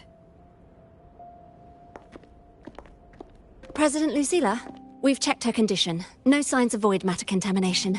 She's stable.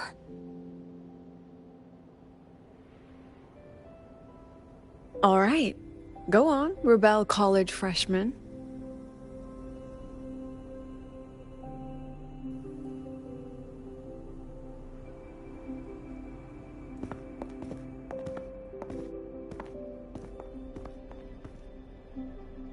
The students and faculty of Star Torch Academy have been waiting for the day the Exostrider awakens. May you return victorious.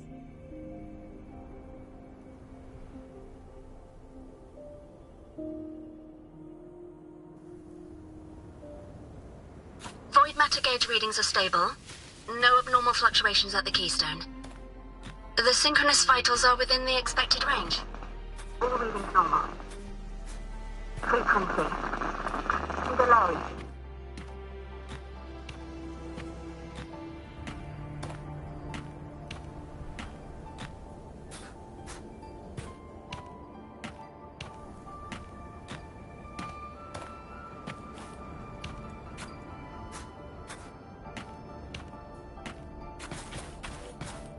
The signal's cut out. Huh, it's so quiet. Are these... Soliskin?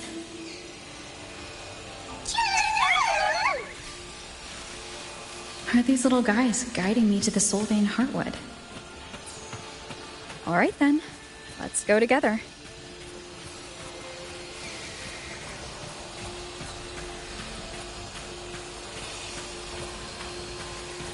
The Soliskin merged into the roots. They didn't return to the Exostrider through the Solace trees. They used themselves to reinforce the Keystone Seal.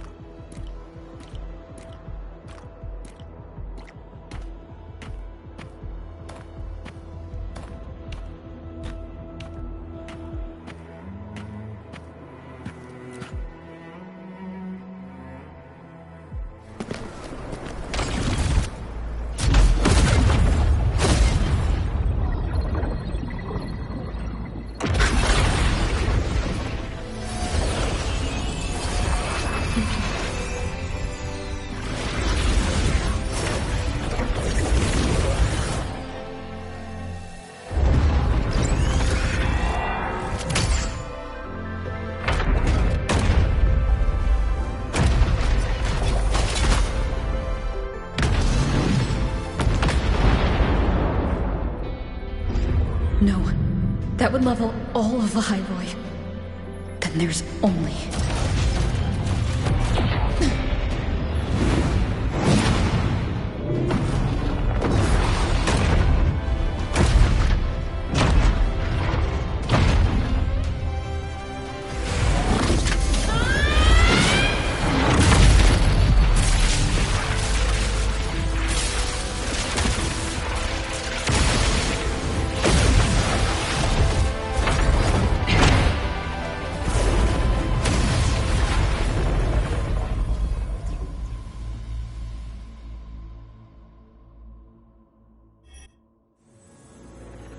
Starting to feel... dizzy.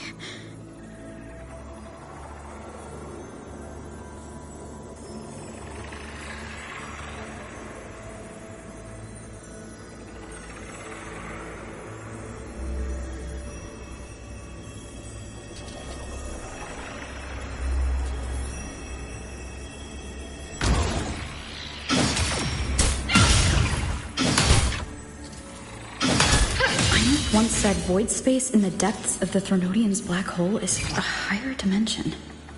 Like a kaleidoscope. Time and space here don't flow. They're tangled. Is all of this inside Aleph 1?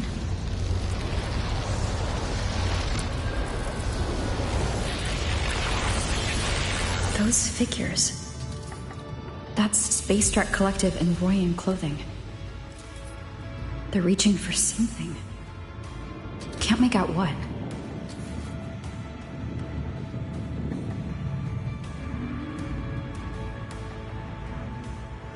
That frequency. Is it Imeth?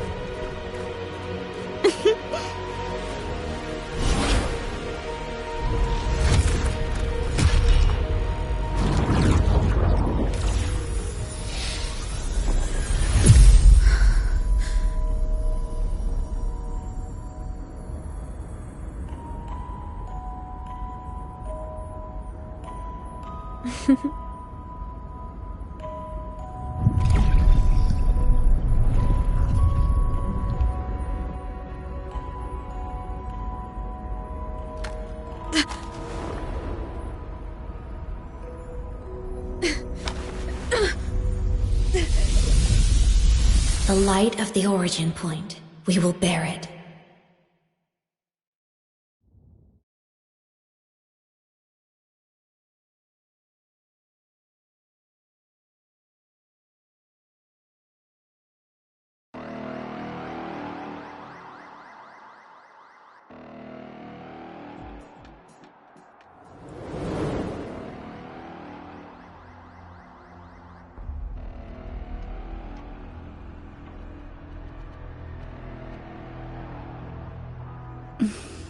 Am I...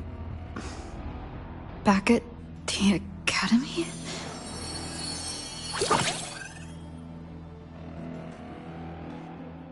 Yeah. You okay? Ugh, I feel terrible, too. Something just yeeted us out of the Threnodian's gut. Oof. Rapid interdimensional whiplash is no stroll through the park, I tell ya.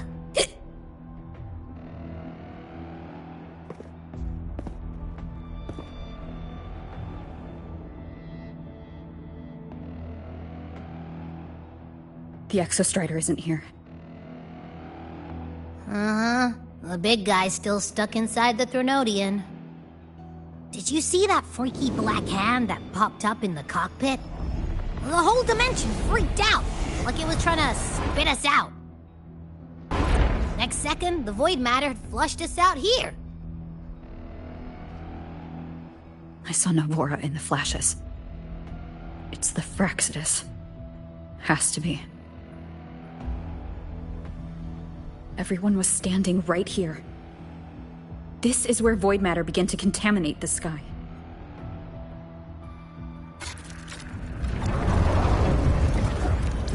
And LF1 was watching me and the Exostrider beyond the gate.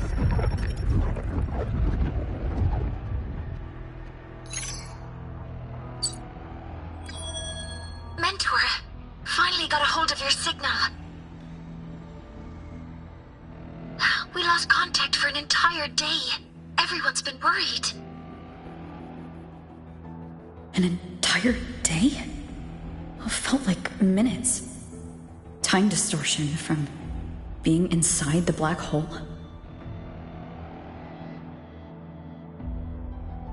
Mornier, I'm fine. We had an incident. The Exostrider is still inside void space beyond the gate. And now, even the Academy inside the void matter barriers is getting hit by void storms. What happened while I was gone? After you went in, the data transmission was perfect. We were celebrating. But not long after, void storms began to erupt even inside the Academy. We haven't been able to find any breach or source to explain it. Most of Lahairoi has been evacuated to the Collective's escape pods, with Black Shore support. Those who remain are gathered here at the Institute.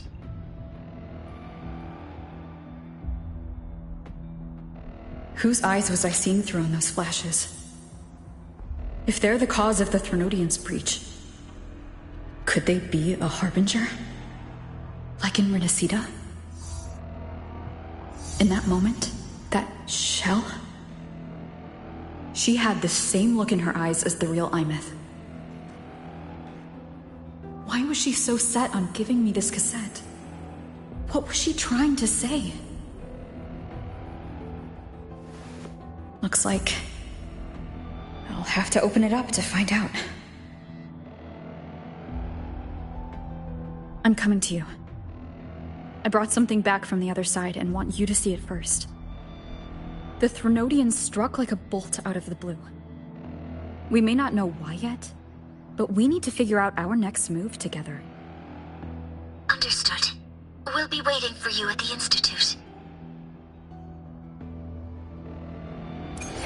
That's a lot of Waves line messages. All from when I was beyond the Strider Gate. I really made them worry.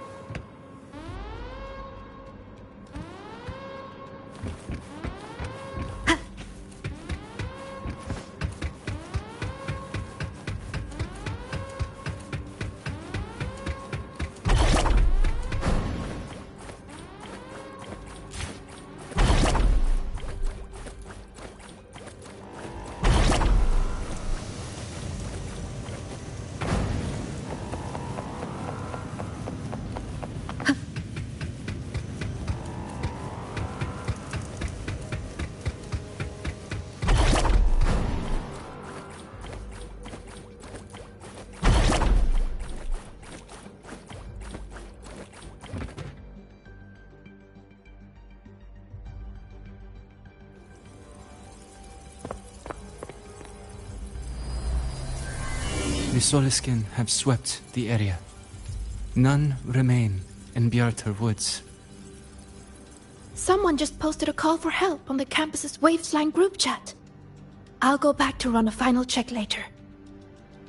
Sigrika, are you sure you alone can handle it? Don't worry, I have my runes. They'll help me drive back any contaminated exoswarm. The Soliskin will guide me too. I'm coming with you. Finding people is one thing, hauling them back is another. It'll be faster if we take my motorbike. Status report, Professor Mornier. The launch orbit has been confirmed.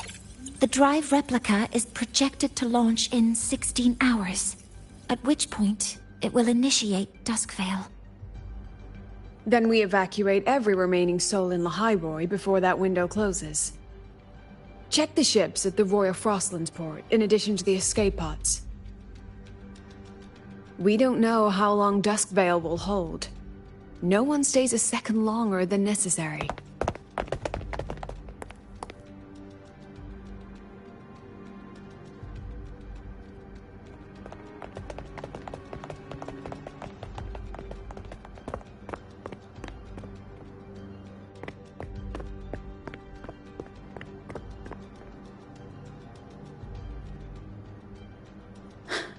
The Exostrider.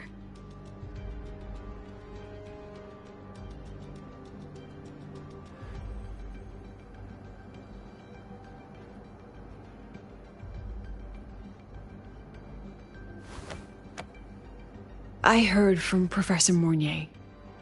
You went dark for a full day. We thought we'd lost you to void space. Activating the Exostrider before it was fully self-regenerated was a massive gamble. We all knew the stakes. We hoped for the best, and of course we prepared for the worst. You're alive. That alone is good news for all of us. No time to kick yourself now. I've got a mountain of work waiting for you, Rover.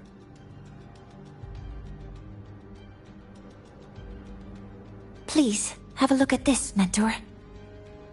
The Research Institute is running the final modifications on the drive replica now. The Roya are assisting with assembly and verification. It's built from the framework of the fallen reactor drive. Various materials from the Exostrider, too. It's everything Lahairoi has been working toward. This man-made heart is our final legacy for Solaris. In 16 hours, we launch it into the canopy above Lahairoi. Once evacuation is complete, it will activate, transforming the canopy into Duskvale. It'll contain the spread of void matter. We only finished it because of the data you sent back from beyond the Strider Gate. See? Not a total loss after all.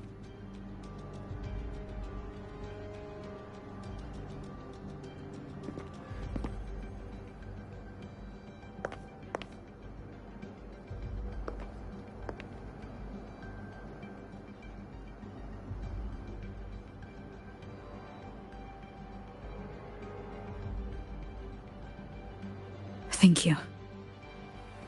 All of you. About what I experienced beyond the gate. There's something I want to show you.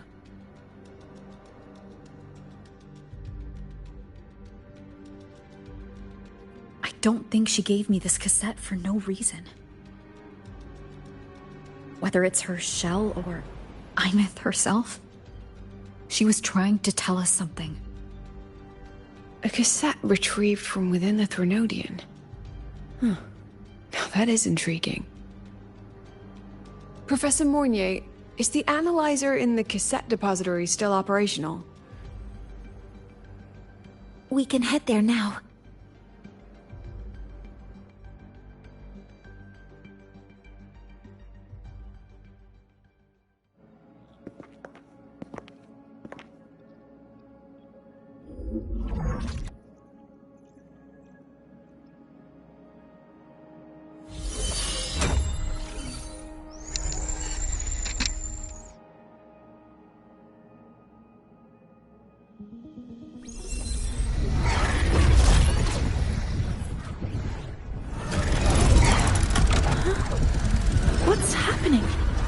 are all the cassettes rewinding?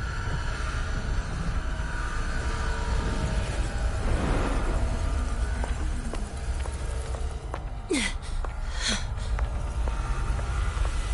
whole server bank's going nuts. Every screen is flickering. Oh. The data volume is far beyond the cassette's capacity. It's as if thousands of people left their records in it.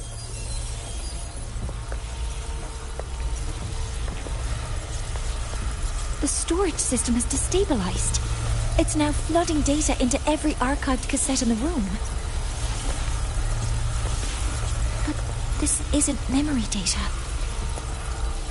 Aside from the corrupted junk, the compressed mass consists of coordinates. Coordinates? From beyond the gate? Are they locations inside the Threnodian's black hole? Based on your report, Mentor, conventional space-time doesn't apply in void space. You can't plot a standard map there. If Imith went to these lengths to give us this, she wouldn't have made it impossible to follow. What if they're coordinates in Lahai Roy? If such is the case, the origin might be... Please, allow me.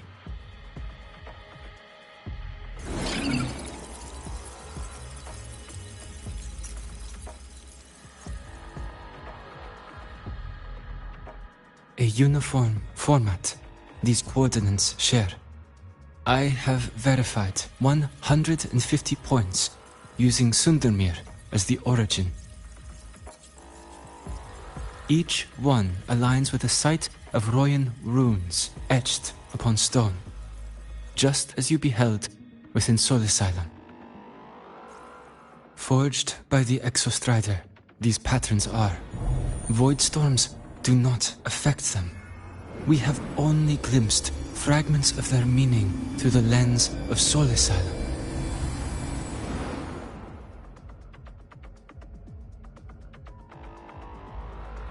I see. Let me overlay these coordinates onto a Lahairoi map. It should make things clearer for us.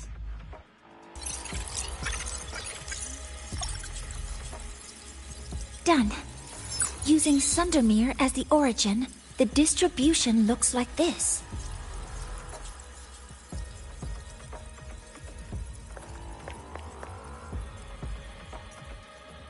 Everything matches. I'm spotting every Royan rune site in Bjorterwoods on this map. But what about the other coordinates? Wait, I know that spot. That's where the Void Storm hit at the start of all this.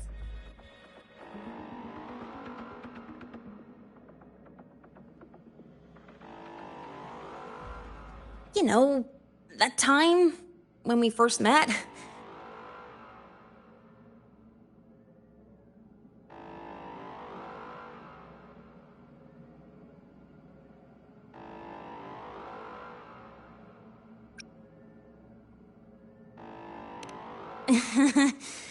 Sorry.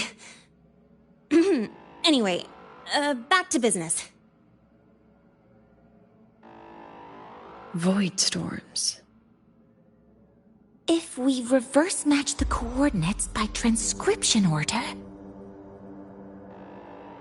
Then Royan runes could be marking every spot a void storm has ever hit.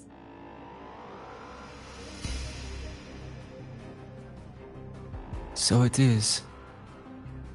We Roya have observed something similar, but never perceived it as a universal law. Well, the runes aren't exactly neon signs on the stone boulders saying, "Look here." There are too many locations. With the personnel we have left and the autonomous bots... Leave the manpower to me. You want to bring people back from the escape pods? Precisely. With void storms spreading, sending people back out to find hidden runes is too dangerous. Any venture into the unknown carries risk. Studying the Threnodian was a risk. Playing chess with the Fraxidus was a risk. And piloting the Exostrider through the Strider Gate was certainly a risk. But where there is a sliver of hope, the Space Trek Collective will always find people willing to bet on it. Once Dusk Vale is initiated, this place becomes a sealed tomb. The intelligence retrieved from void space is our only remaining asset up for study. It's our only leverage against Aleph-1 before Dusk Vale fails. We have the capability, the responsibility, and the will to secure this void space data. Face the unknown and we may lose much. Flee from it, and we lose everything. Then leave the Outer Woods to me. It's the most heavily contaminated area. If this is because of what happened to the Exostrider...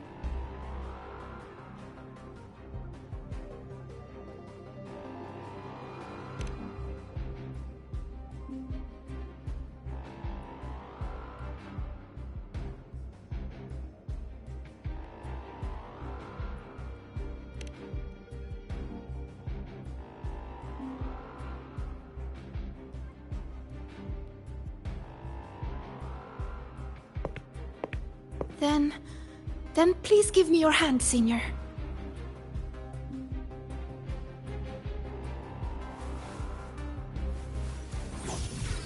Use this.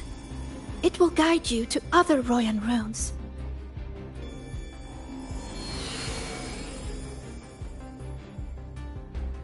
Oh, and take this one too. It's for protection. With it, you'll definitely come back safely.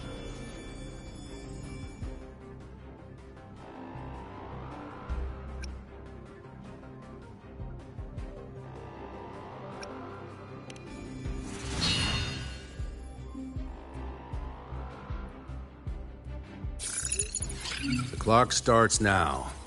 Recover all Royan runes before Dusk Vale gets initiated.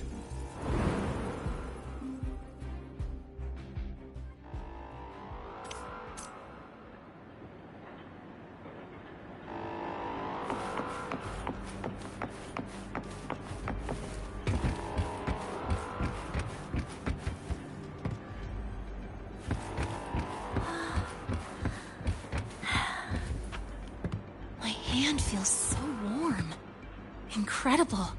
It's like magic. So, this is a Royan rune. I'm splitting everyone into teams. They'll depart in waves according to their assigned groups. Good. I will prepare the interpretation for the Royan runes. I'll take charge. Yes, I'll make sure none of the Space Trek Collective's proprietary tech leaks.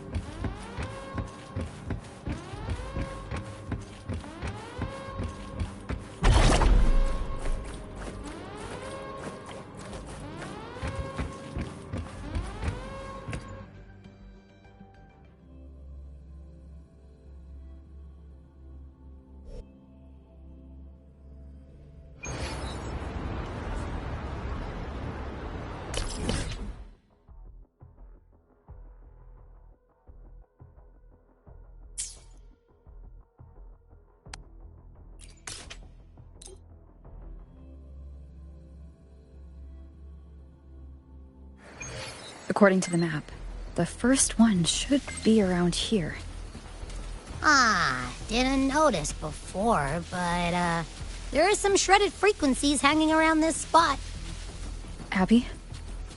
You're awake. Didn't seem like the right time for a chat before.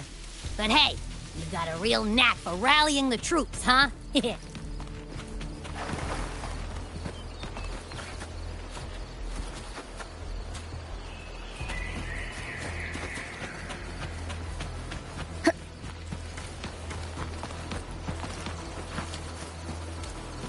The rune's responding.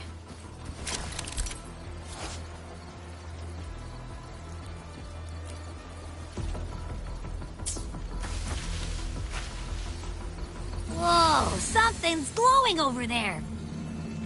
Those outer rune fragments. Line them up just right, and they might connect with the runes on the boulders. Let's try.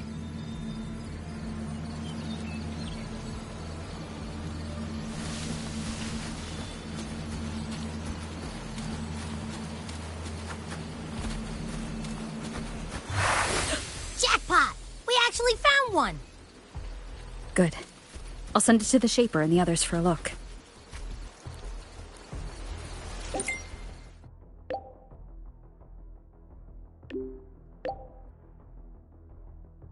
All right, on to the next rune.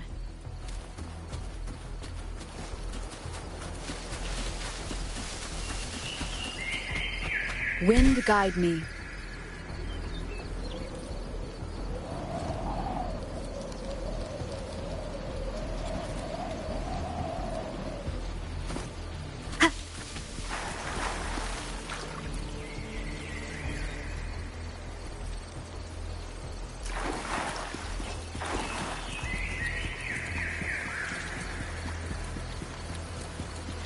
Same as before.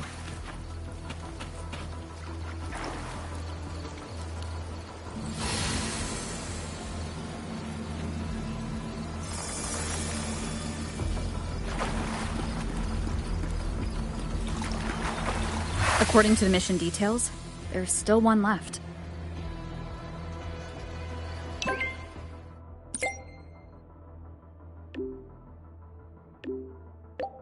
Yeah, teamwork makes the dream work, huh? Right. I hope Sigrika is having the same luck.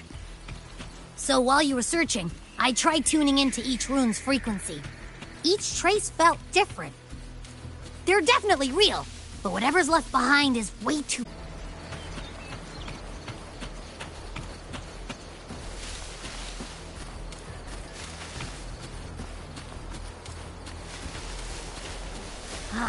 This is the last one, right? Yeah.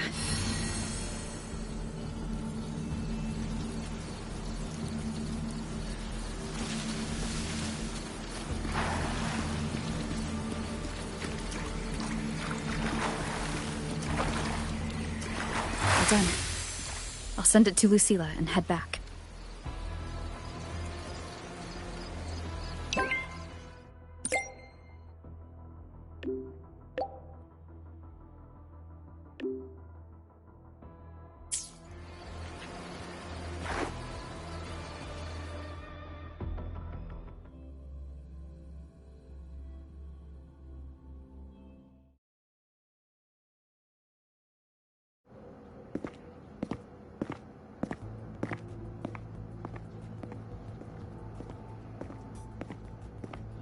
What's going on? Mentor, you're back. We've finished analyzing the runes, but their meaning still escapes us. As for the overlapping coordinates, we've run multiple standard decryption algorithms, but the results are contradictory.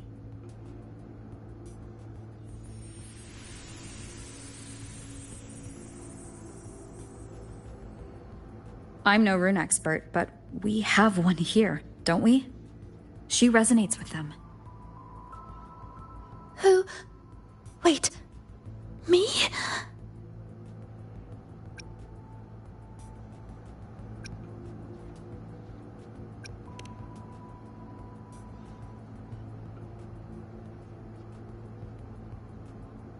If you're asking me, these ruins don't feel flat.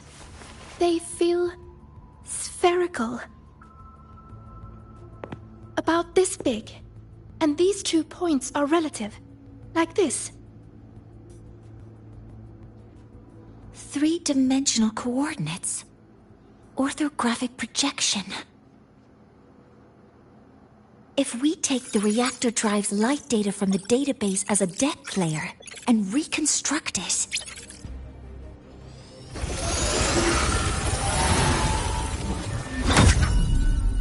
a map forms. The Royan ruins are conveying a spherical map.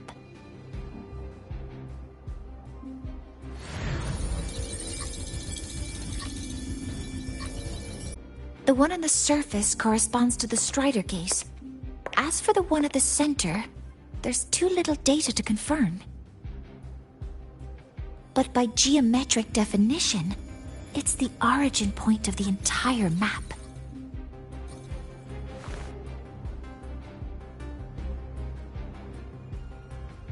The Exostrider. That must be where it is in void space. It's the only thing that could survive there. The lodestar Imeth was trying to show me. Contamination around the Keystone is off the charts. We've got no viable spatial data. In other words, using the Strider Gate to get you to void space isn't an option.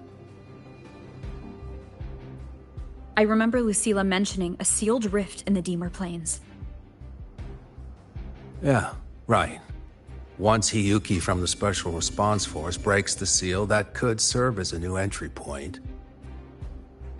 But without the Exostrider, are you suggesting crossing the Strider Gate and searching for it yourself?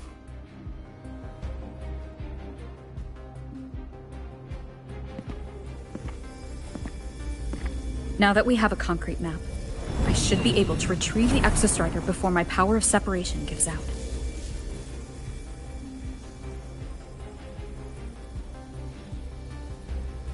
A compelling proposal. Hard to refuse. But don't forget the Exostrider is currently out of power. Finding it is one thing. Extracting it is another.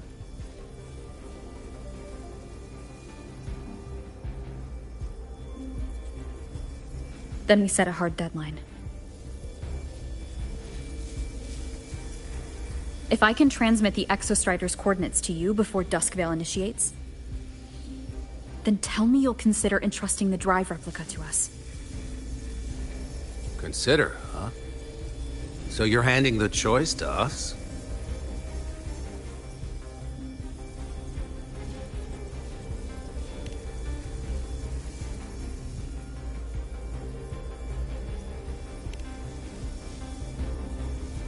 I'm not asking for a guarantee. I'm trusting you, the professionals on this side, to make the right call. Whatever that call is.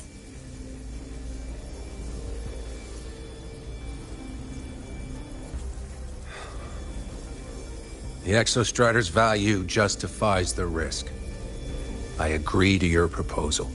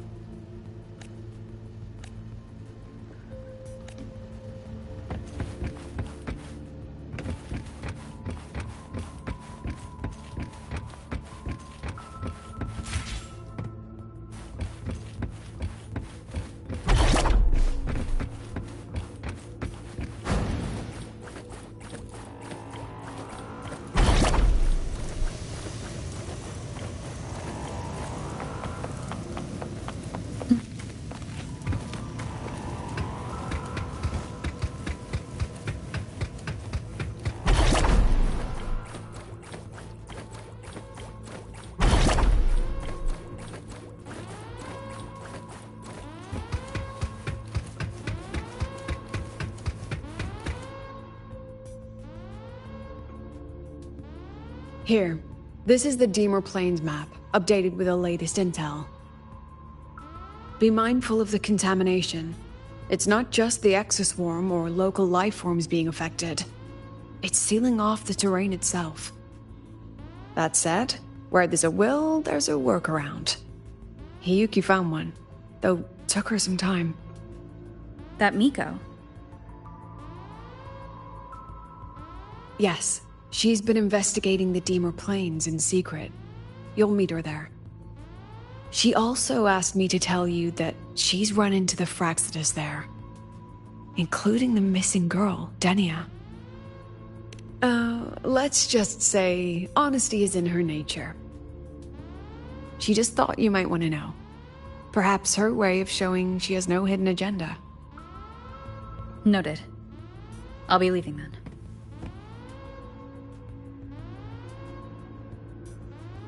Wait. Look me in the eyes. Relax. It's my forte. You've seen it before. I will temper this moment into a bullet of memory, carved with your name, your face, and all you have been. What carries you is not only your own strength. Think. Save that for when you come back.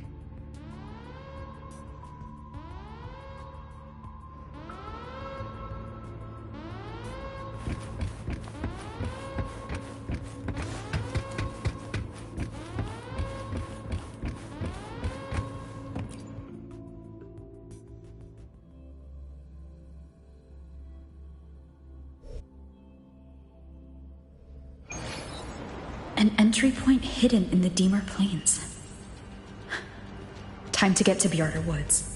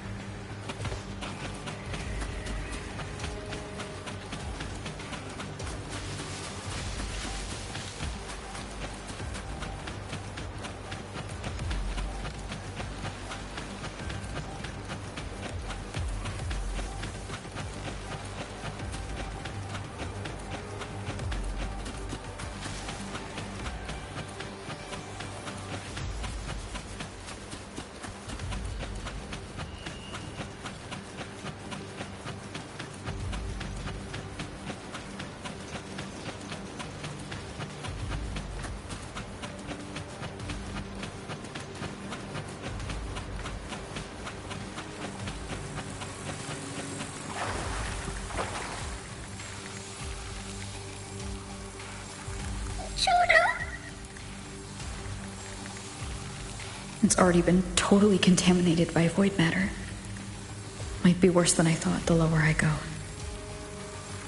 But the frost seems to be slowing the spread. That frequency. It feels like Hiyuki's.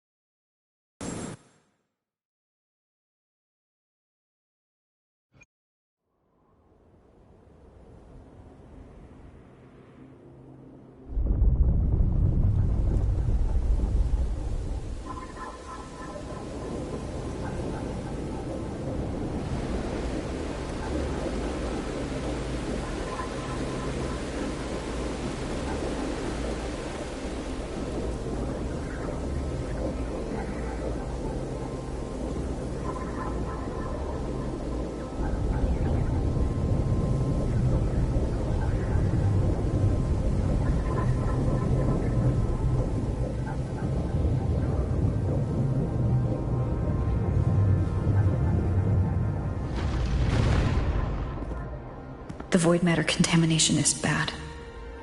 It's not looking good for the Solaskin.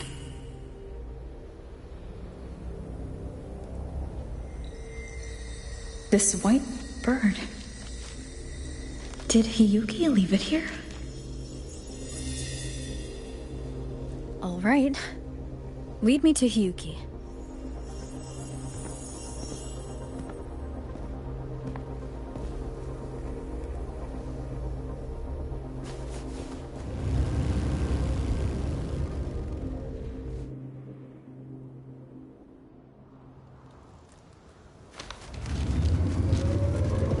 Where is it leading me?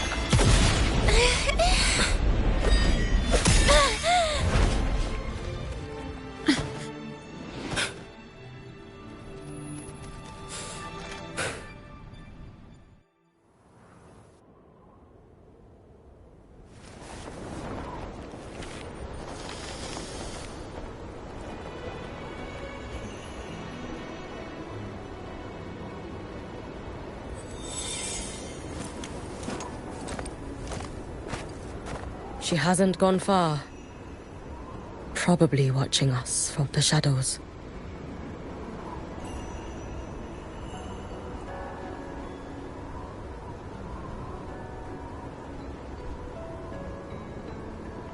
She seemed like her grip is slipping. She was already like this when I last encountered her, shortly before the void matter surge.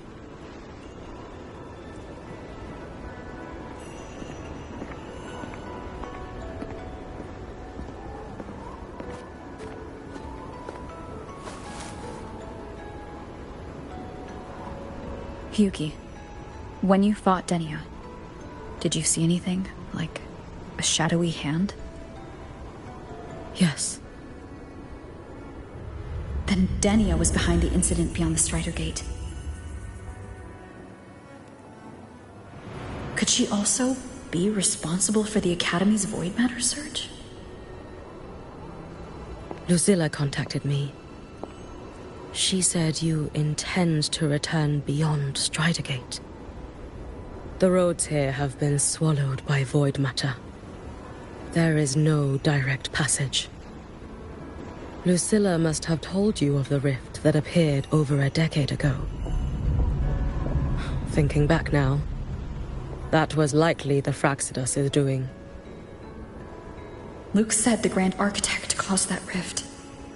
That was what led to Imith's death in the simulator cockpit.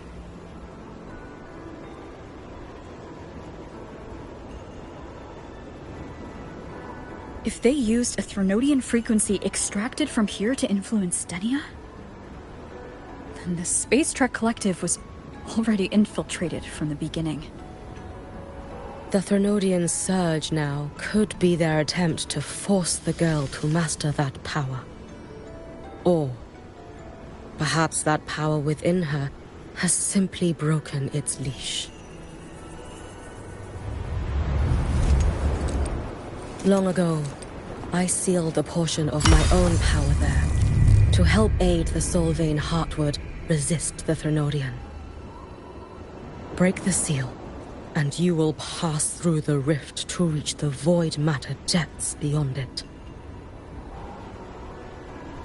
Understood. I'm relying on you. Let's go.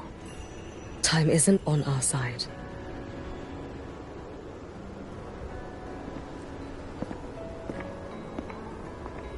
savior, who has always walked with victory.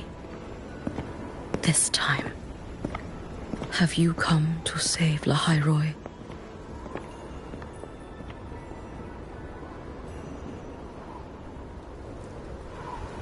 This is...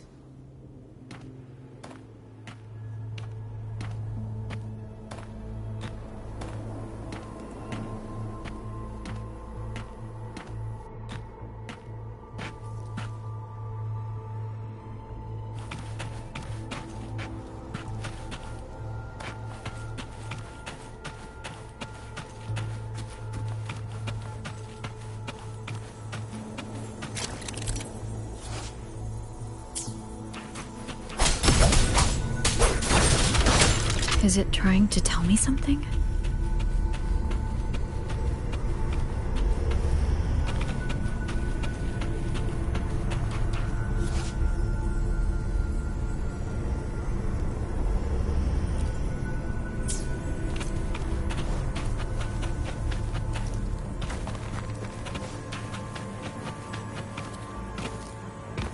Aleph 1 seems to hold little interest in anything besides humans. Most of the structures it devoured have drifted here.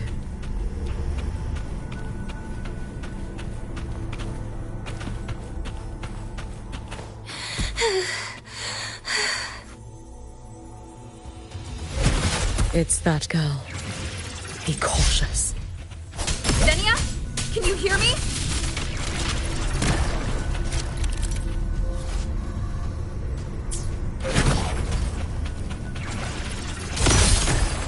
I will handle this.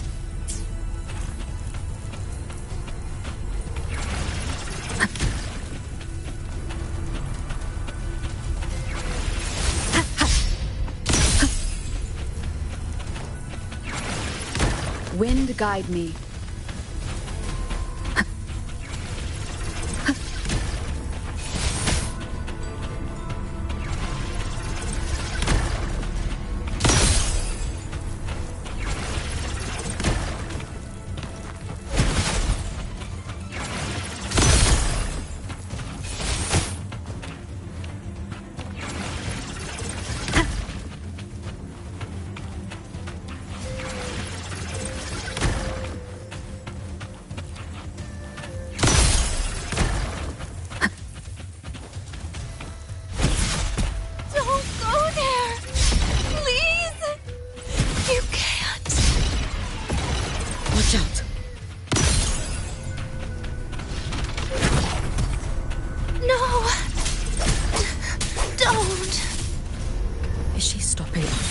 Let me handle this.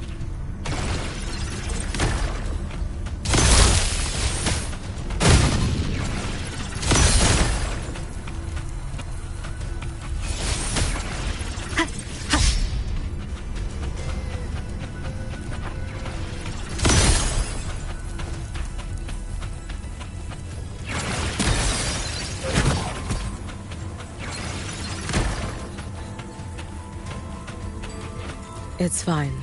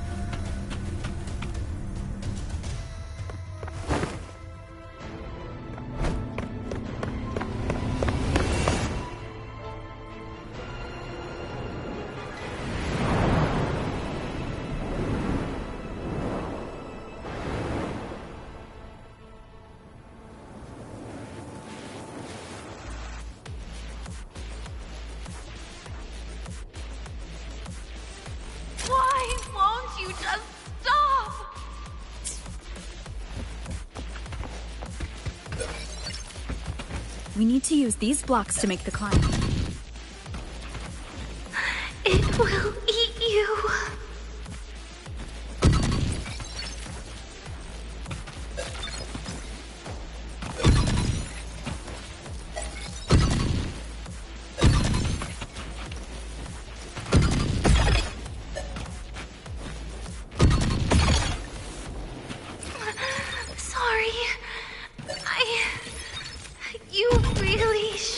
go.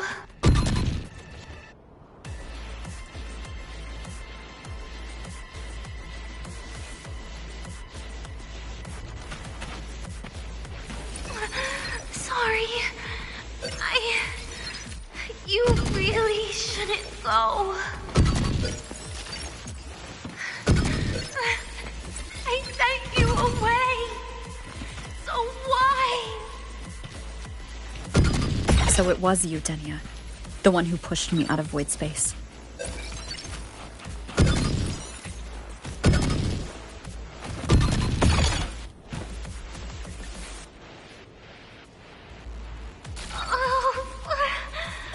My head. It hurts.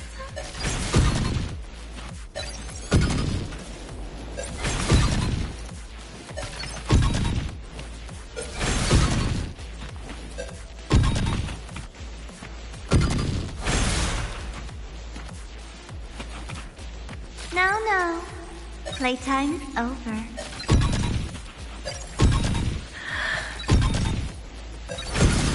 Come back to me, sweet girl.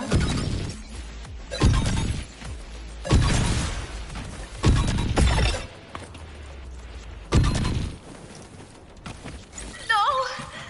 Please! Don't eat me!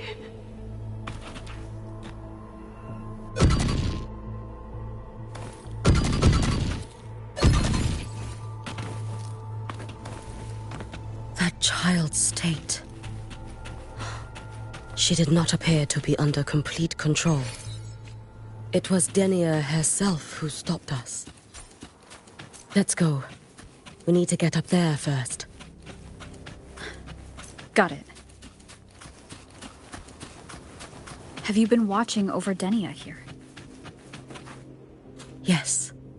After I sensed the Thenodian's breach, I sent my Shiratori to trace it.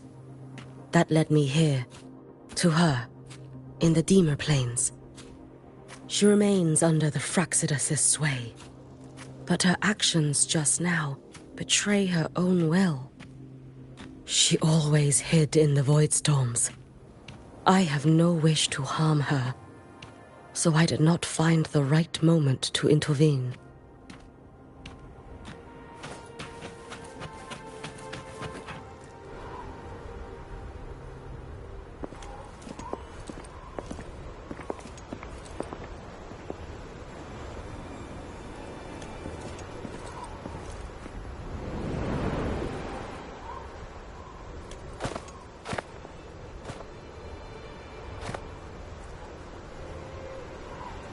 Wait here. This seal is wrought from the future's tithe. To put it simply, I drew upon countless versions of my future self and anchored them here to suppress the void matter. To break the seal is to reclaim those futures. That task is mine alone. I understand. I'll leave it to you. There is one thing. With Aleph 1 active, I may not be able to restore this seal once it is broken. You choose the most perilous path at the most perilous time.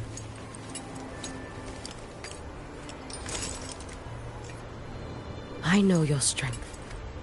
I know your history of victory.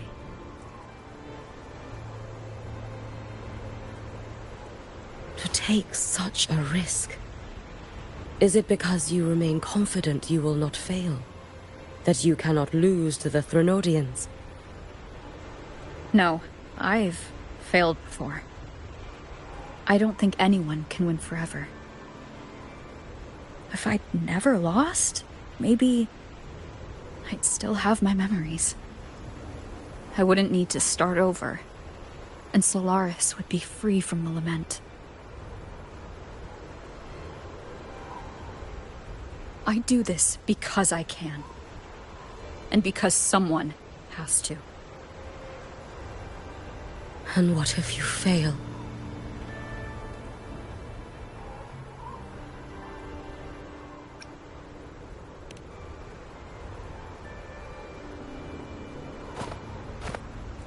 I meant, what becomes of you? Maybe I'll be lost to void space. Maybe I'll find a way to turn the tide. I can't know right now. But if I don't try, there's no way I'll ever know. What makes me scared isn't coming up short. It's the thought of not giving it my all. The cost of this attempt is steep, and you bear the weight of many. I expected more caution. To fail even once against a Threnodian is to invite apocalypse. Even knowing this, you would still go. Hiyuki?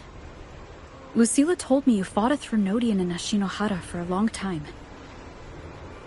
I don't know how you did it, but I can only imagine what it took to hold the line in a place already so destroyed. So, I'll ask you. Did you fight in Ashinohara because you were certain you would win? No. I was not. I never was. Then you understand why I'm doing this. You would make the same choice in my place. I see. I will attend to the seal of flaming Sakura. It will not take long.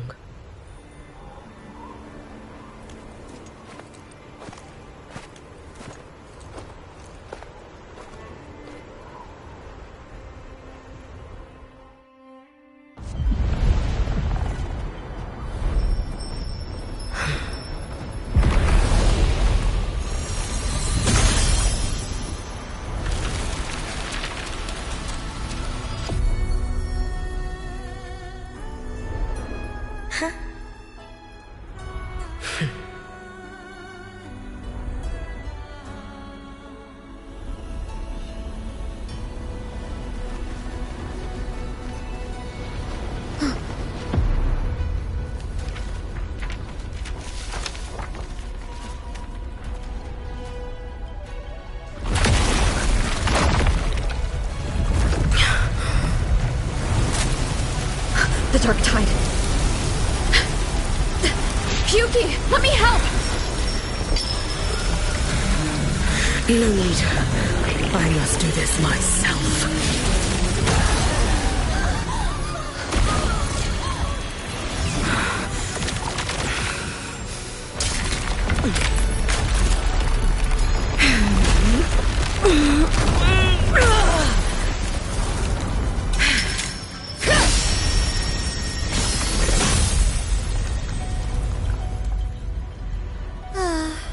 Why not choose the easier future?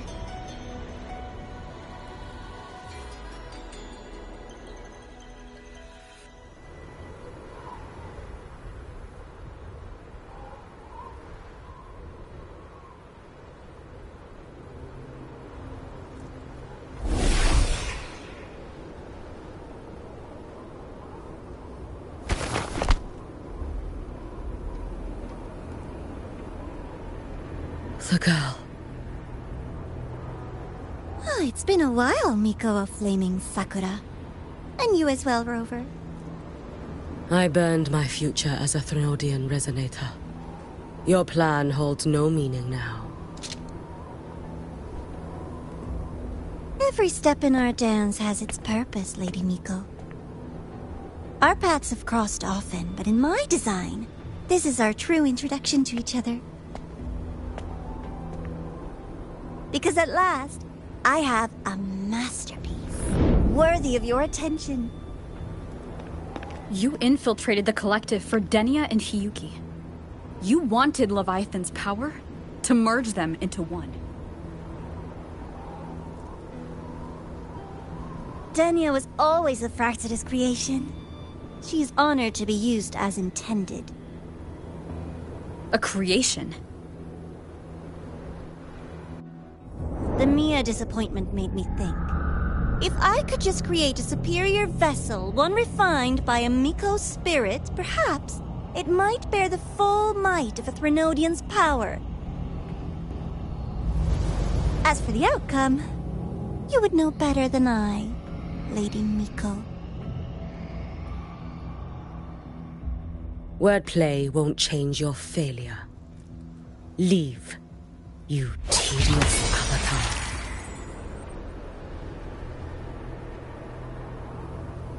Failure? No. Listen, you two. I'm just showing Solaris another possibility. If we made one Denia, we can make another. And another. Until we hold a complete obedient Threnodian resonator in our hands. Your own borrowed future showed you that. A true Threnodian resonator will exist.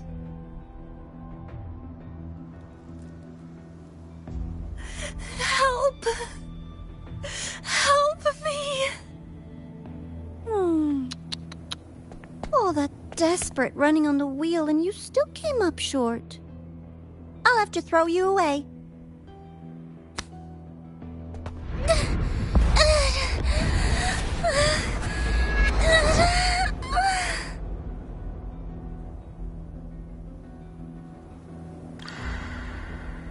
She can deny it all she likes, but the void in her heart is the same as Aleph One's. That emptiness, it will always pull her towards the Threnodian's power.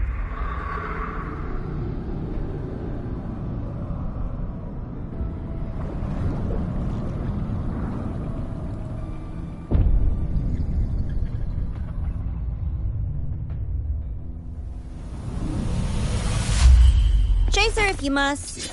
You do so love playing the savior, Rover. As for this avatar, I'll spare you the trouble.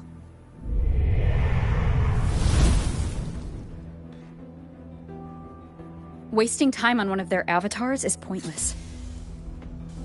Come on, Hiyuki. The seal is open. We have a job to do. Denia needs us.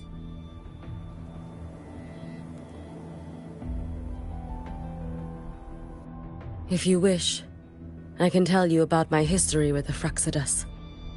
But of course, Denia is the more pressing matter. It's not hard to guess. The Grand Architect wanted your power as the Miko of Flaming Sakura, didn't they? But like you said, you burned that one future as a Threnodian resonator. You can be done with them.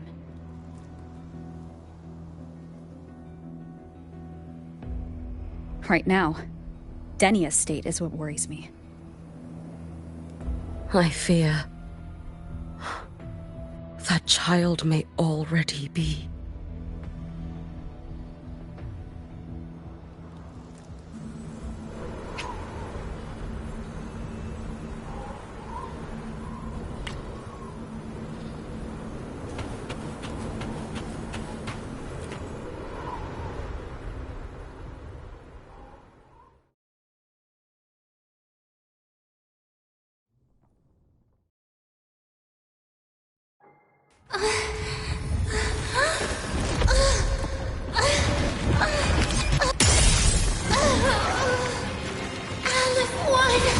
I curse you!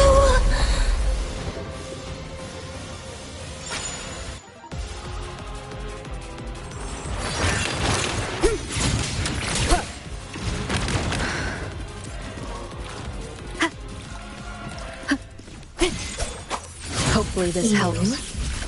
The Space Trek Collective. All this running around for nothing.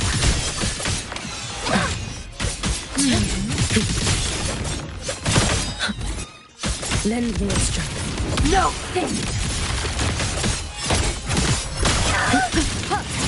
Keep it together.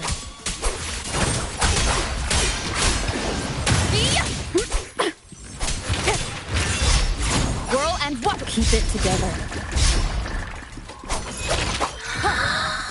Last chance. The wicked will face judgment. Call it quits. keep it together. You should have run. Let there be snow. Dissipate. Be gone. Don't feel restless already?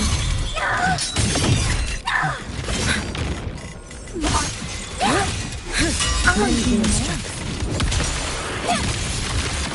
Warrior for me.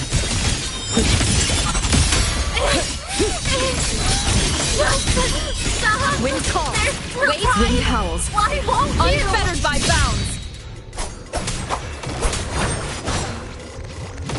Still refusing to turn back.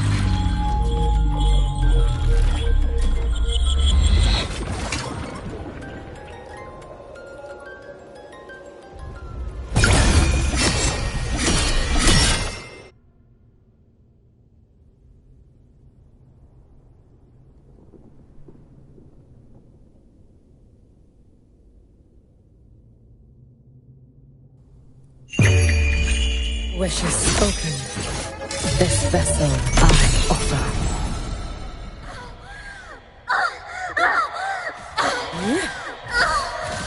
Damn you! Out of one! Lend me your strength.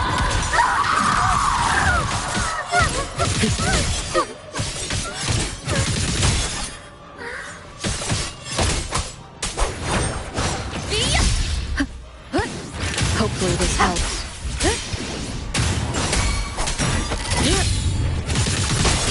Too late to escape. A life as fleeting as the first snow. Wind call. Waves follow. The wicked. Wind rises. The wicked. I am the tempest. You can trust me. May the Sakura incinerate. Burn this self away.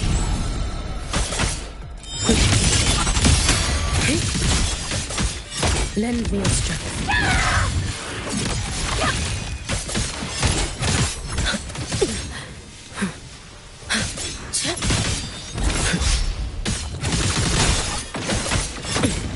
It's fine.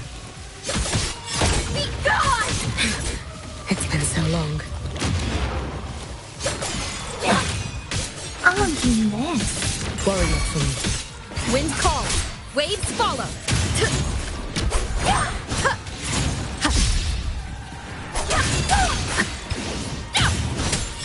Lend me your strength. Be cautious. Stand back.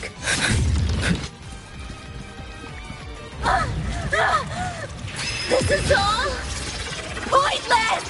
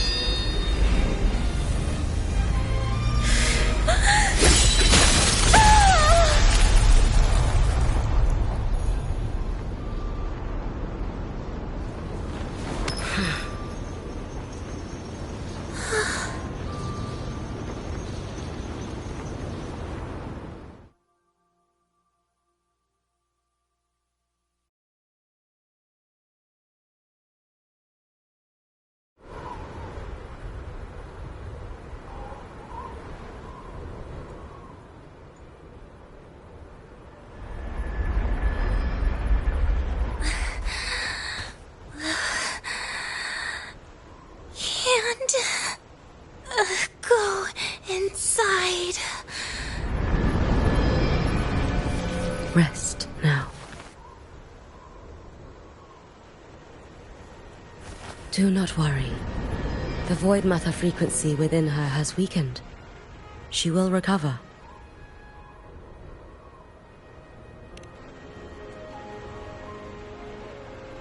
Forgive me, but I believe waiting for the void matter to spread would take too long. This will be faster. Allow me to handle this. There is not much time left in your deadline with Mr. Chase.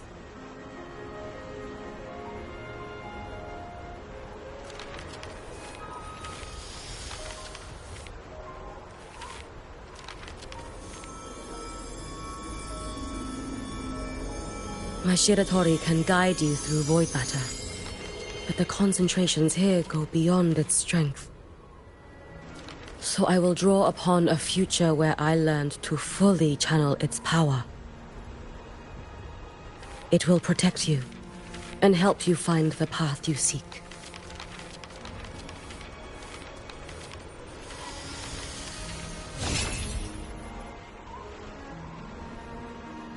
The rest is yours to face. Thank you, Hyuki.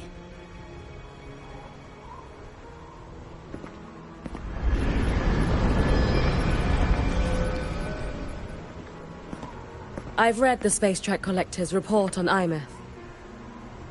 She wrote that her intention is saving the world. Lucilla said you are her family. I suppose you must be the reason she held that vision.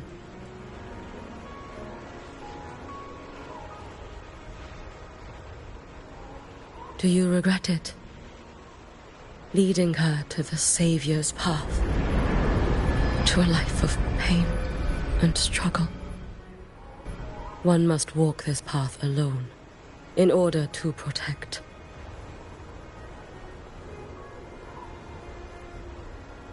And those who walk it out of admiration will lose themselves in the mire. No, Hyuki. I don't seek Imeth to confess my regrets. I want to find her, so I can tell her. I hope to make you proud. I hope I haven't let you down. I've always been proud of her. She chose to walk this path with me, so I know I'm not alone. Should I ever fail, I know there will be someone who will continue to protect Solaris. With your extraordinary strength, that is indeed possible. But for those who are too weak to save others, there is only futility waiting at the end. As I learned when I failed to save Ashinohara. All I can do now is hold my Sutsu tightly to ensure that after Hyuki, there will be no more Miko of Flaming Sakura. That is all that remains.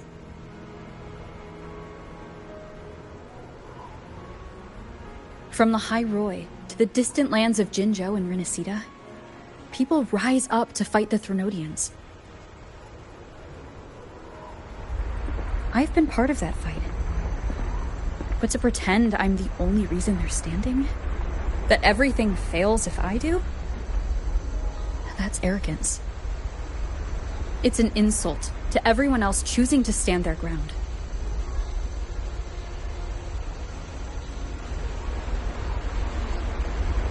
My victories were never mine alone.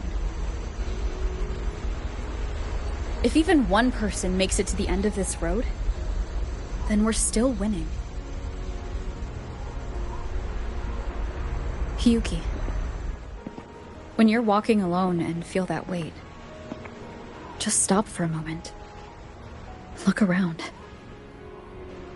Stop. You'll see that there are people who draw strength from you. People out there who are proud of you. And when you finally reach the end of your journey, you'll know it was never futile.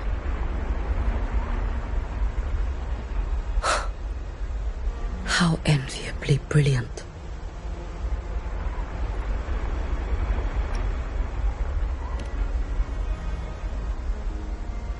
It is nothing. I will tell you when you return. All right. I'll be back soon. I will hold the line here until Duskvale initiates. I will wait for you. Together. With everyone.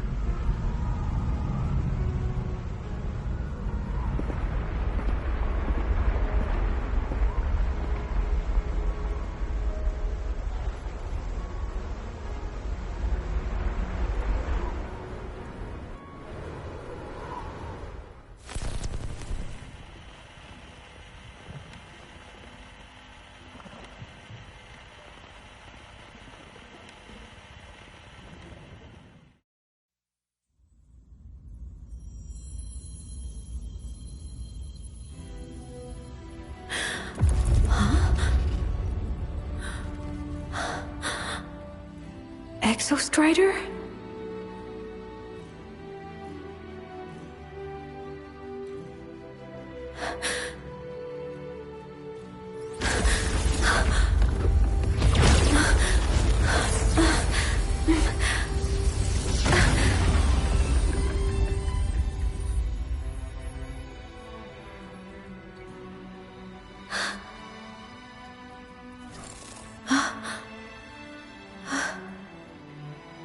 Someone consumed by void matter. Come here.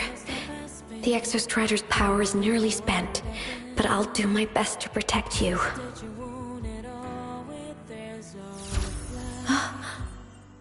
This frequency. No! Your existence is already nearly... Where am I? Did the void storm consume me? Am I dead? Is this void space a higher dimension? Our existence is fading. Did you just say that time and space have no meaning? Who's speaking? I can't see you, but I can feel you. Sound doesn't travel here, but thoughts do.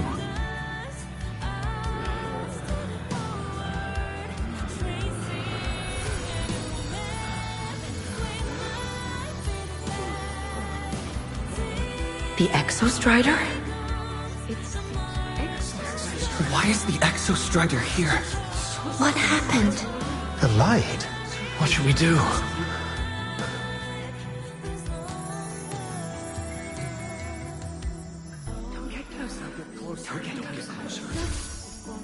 It's too dangerous. Too dangerous. Even if you make What are you doing? This is meaningless. That's enough. It's futile. Our lives already ended in the void. I heard the Exostrider's cry for help. I want to find it. Time and space don't mean a thing. You'll never reach it. I know what the Exostrider means to the Hyroi, but... This is meaningless. You want to Just give save up. it? How? Nothing makes sense It's here. futile. But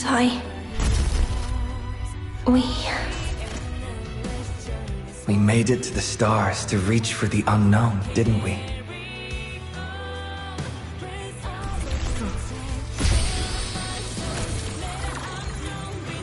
Just another step on a long road of discovery.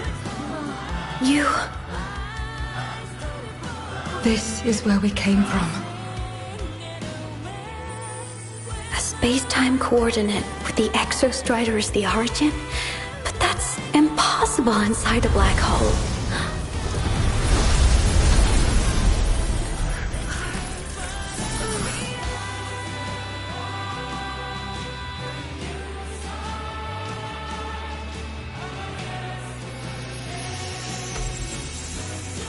Now, we will mark the past with the future.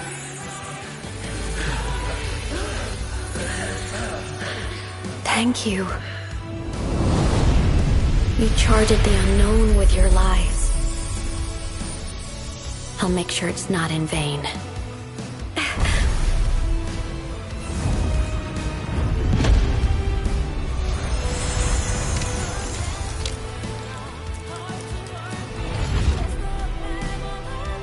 The light of the origin point. We will bear it.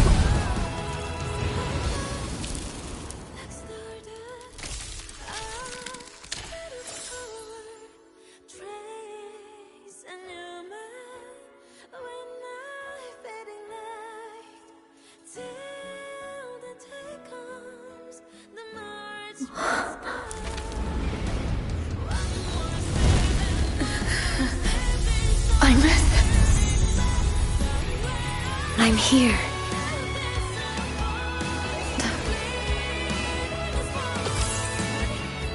Imeth. Can you bring the drive replica here? It's the heart they built for the Exostrider. Don't worry. This time, we'll save the world together. Okay. I'll bring you back humanity's hope. So, wait for me.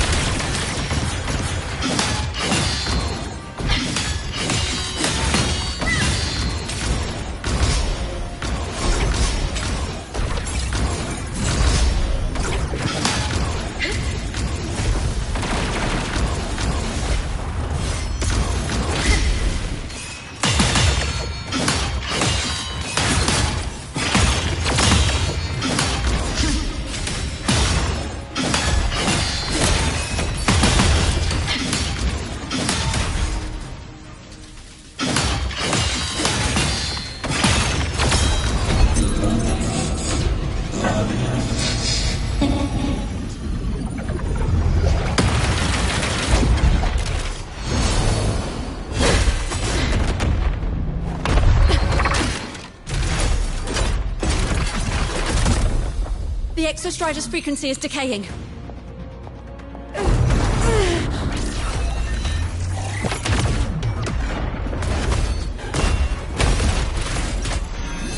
Its reading is about to flatline. Status on the drive replica. Almost ready. We just need the calibration data now.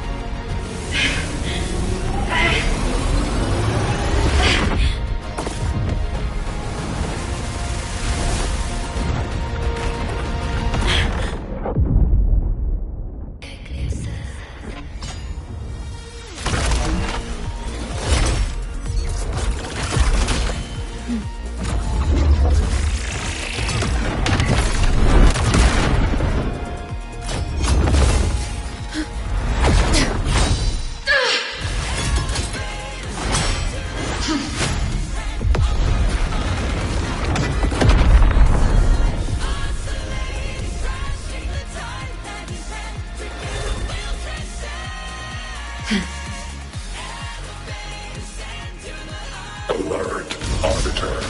Mech ascension complete. Systems at peak. Ready to re-engage enemy. Exostrider, you're awake. Assessment. A human card is now operational within me. I can now speak with their voice. In Frostlands, where civilization should not have taken root, a collective was born. A will to explore what lies beyond. They have chosen me.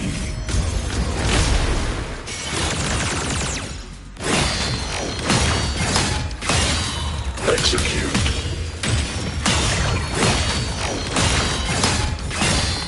Full expansion.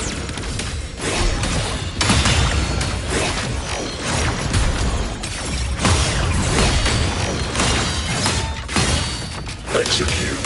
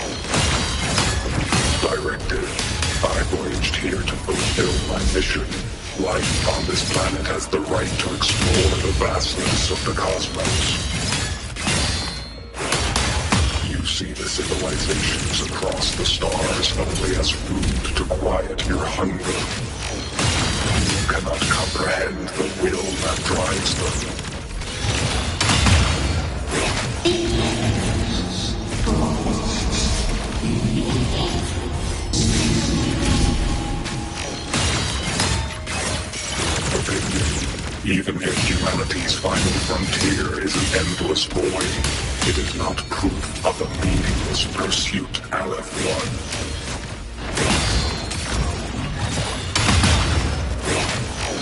Overkill.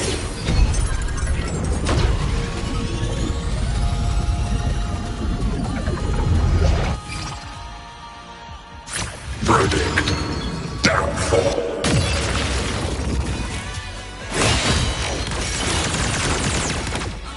Engage. Overkill. Gravity module. Smite. Engage. Now comes the reckoning.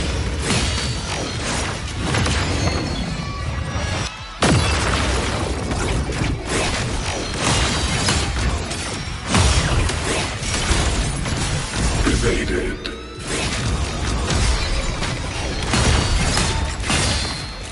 Full expansion.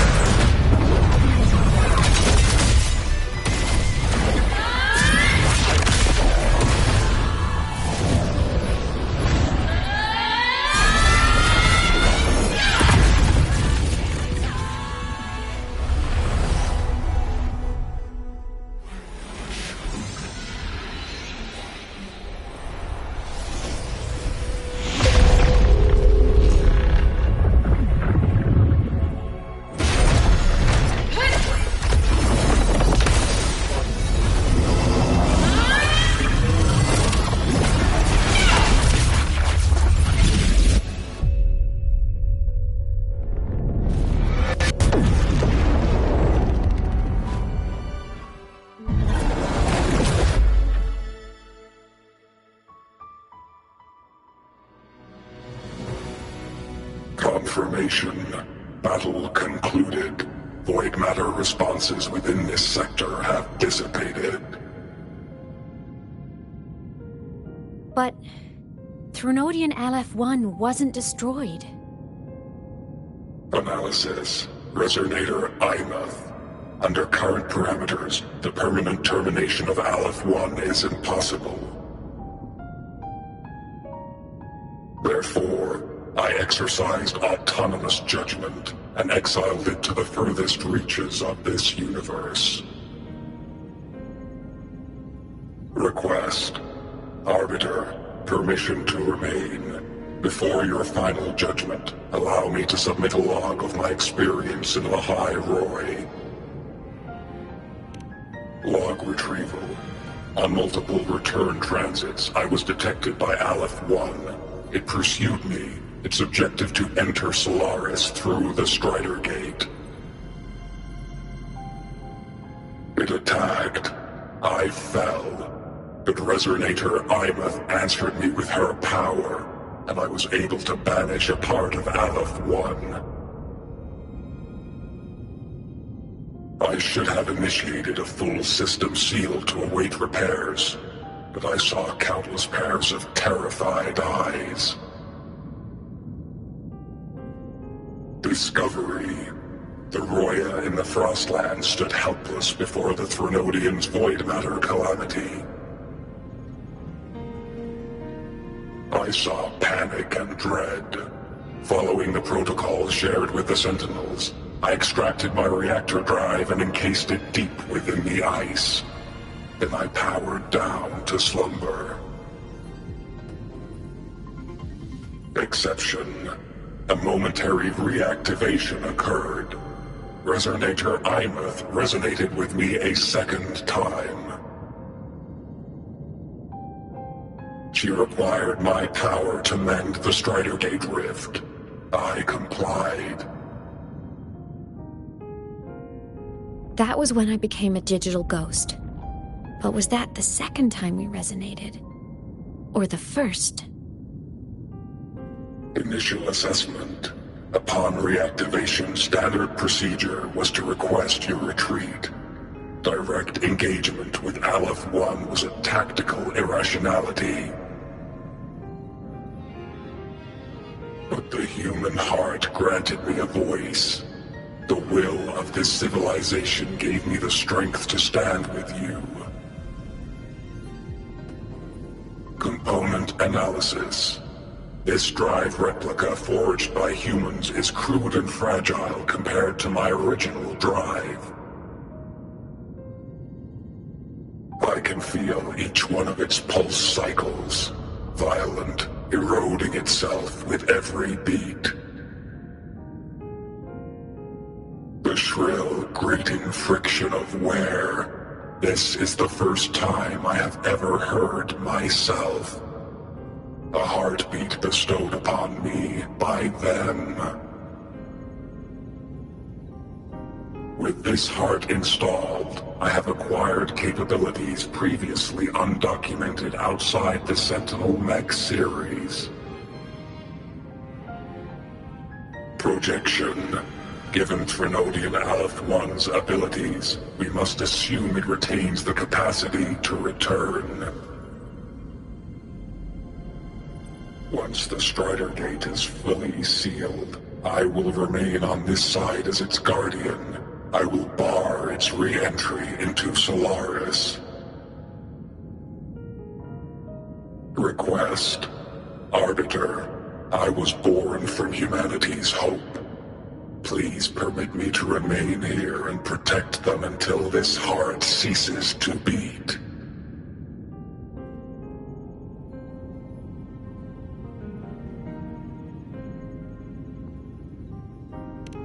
Query. Resonator Imuth, are you willing to accept a portion of my power? When I first arrived in Lahai Roy, your assistance allowed me to seal the Threnodian beyond the Strider Gate. Your current state is a consequence for which I bear responsibility. While I slumbered, you safeguarded Lahai Roy in my stead. Now, the death that once drew near has been severed. Henceforth, your companion will be an enduring life. Summary: I am experiencing the state defined as guilt. Oh, Exostrider, you're really wearing your heart on your sleeve, aren't you? But hey, I chose this path myself. Made my peace where it ends a long time ago. As for your question, this savior's got a career to uphold. Gotta level up if I'm gonna keep kicking bad guy butt, right? So your power? Hell yeah, I'll take it. Authorization.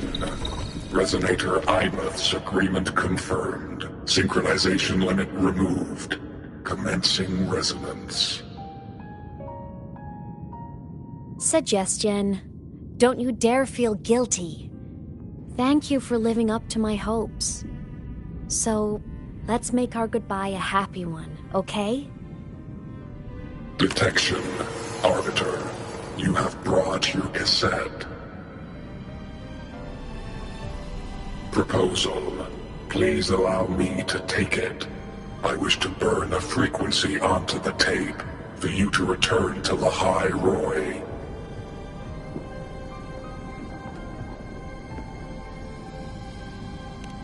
Briefing. While traversing the stars at high velocity, my trajectory once intersected with a slow-moving probe. Its hull was marked with Solaris script. Its launch date is estimated to have occurred a long time ago. I intercepted and recorded the signal it has been continuously transmitting to Solaris. Its name is the Far Watcher. Objective. I wish to offer this recording as a gift to the people of Lahai Roy. Status. Strider Gate closure imminent. Preparing to return the Arbiter and Resonator to Lahai Roy. Query. One last thing, Arbiter. Will you permit me to alter my designation to bear the name Lahai Roy?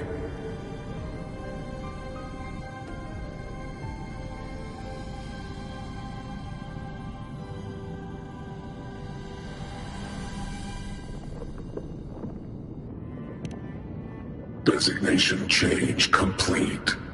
Thank you, Arbiter. Valediction. Farewell, Arbiter.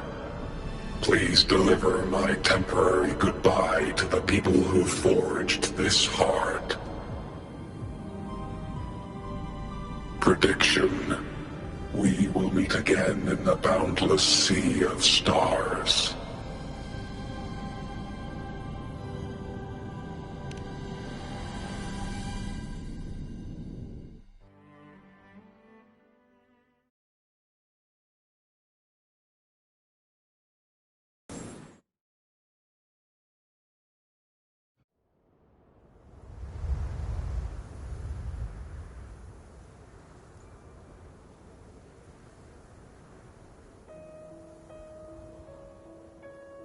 It's been so long since I last saw Solaris.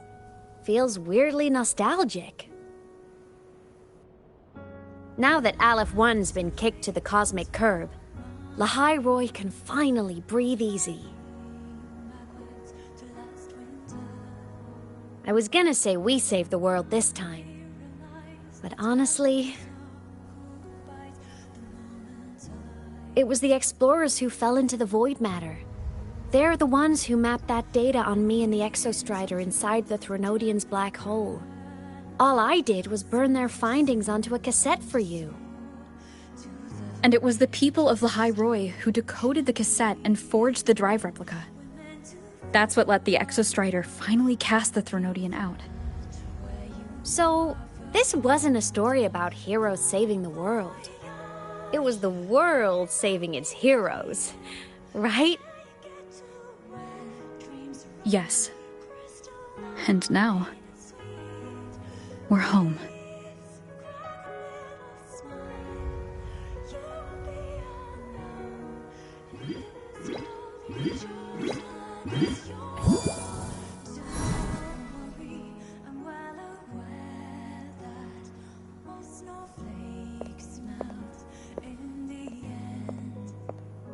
You're back. Yeah. I'm back now.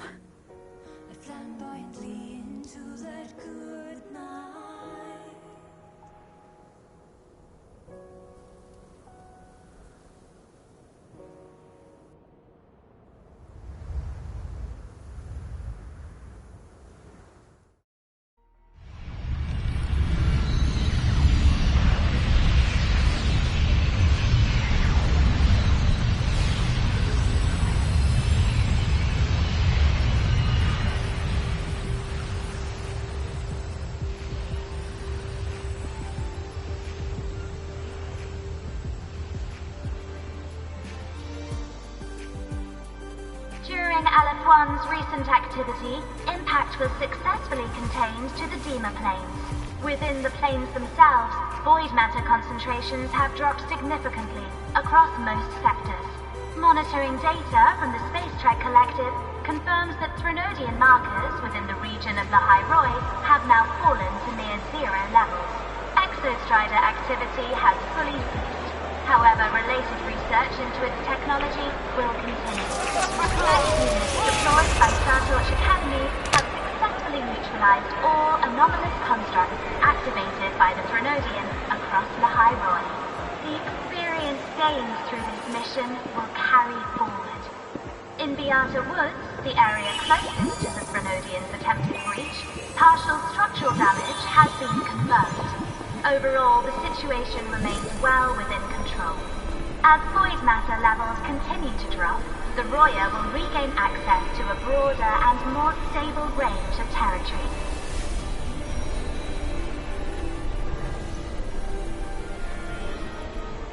Once shrouded in void matter, the High Roy now stands restored. This was made possible by the choice of every last explorer. The road ahead is vast. We will reach the stars. And then we'll keep going.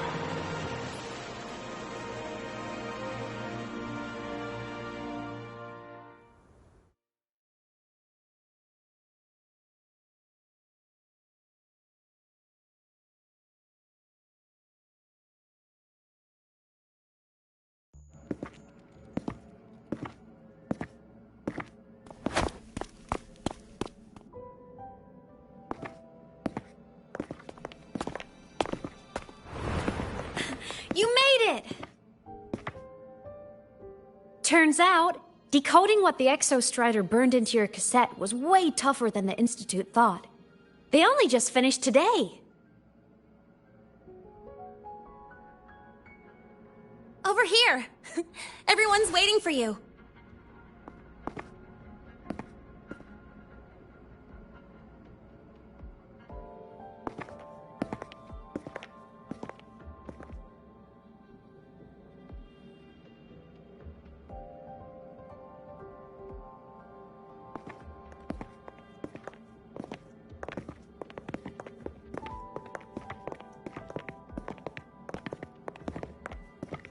What could it possibly be? Oh, I can't wait to find out.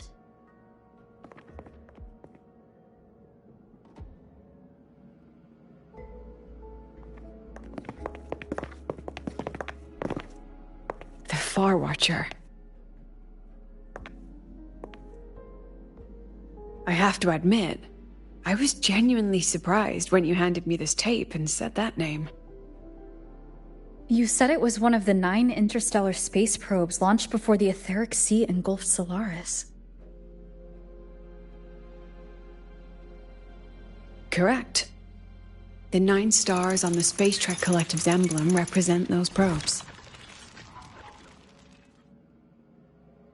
ever since then, Solaris never received another signal from them.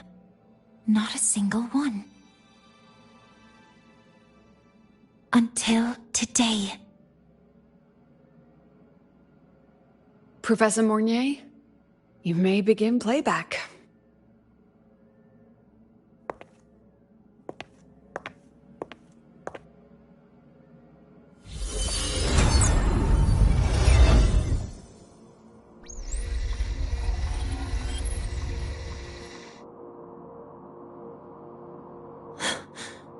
This sounds like white noise.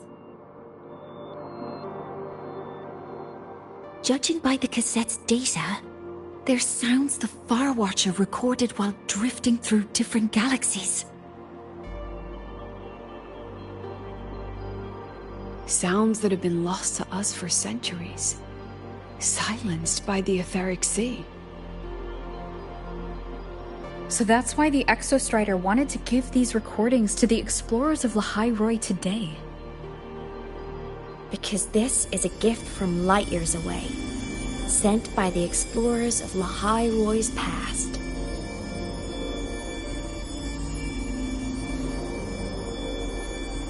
Echoes from the sea of stars.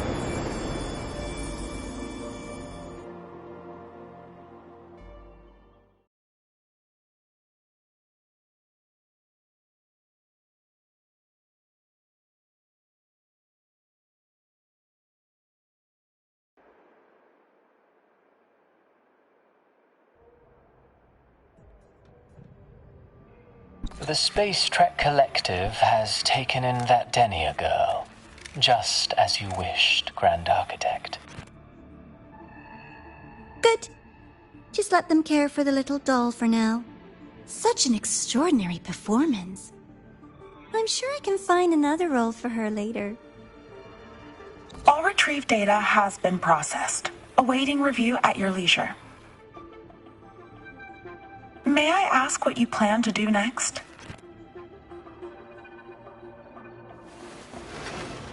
Plans are progressing everywhere, it seems. I've dallied in Lahai Roi long enough. Time to stretch my legs. Cristoforo, be a dear and run a message to Eris in the new Federation for me.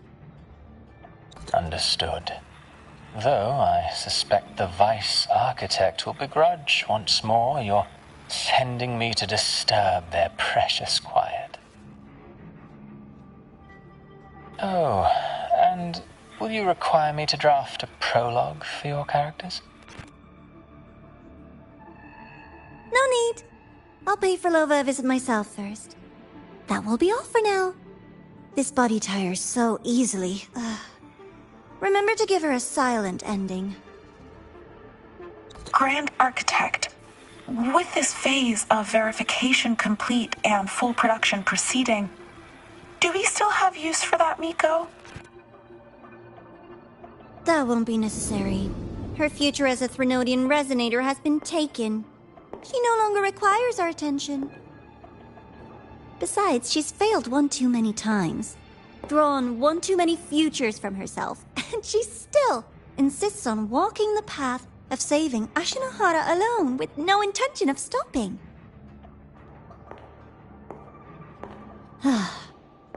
Every step she takes only deepens that obsession. After countless cycles of failure, she too will be reduced to ashes by her own vow, just like her sister. That reminds me. Zashiki Warashi has brought us some rather interesting news.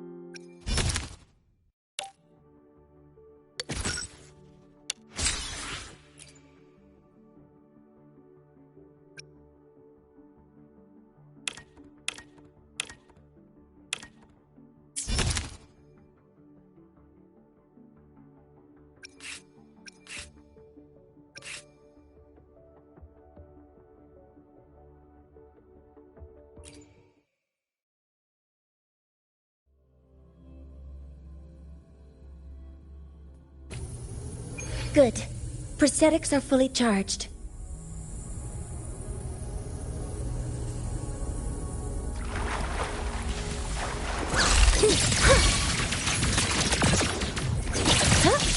Command mode engaged. Guidance ready. Order executed. Drive safe! Check this out. With style and grace. Assuming master control. I have my fun. Attack confirmed. Locked in. Drive safe!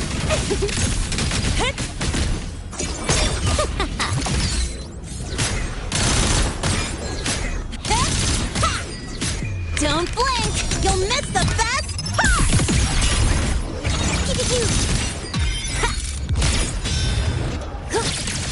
Attack formation. Initiating criticality protocol.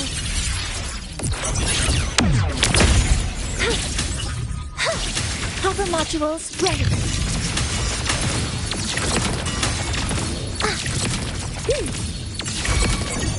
Processing complete. All units firing. Attack confirmed. Structural override initiated. Threat detected.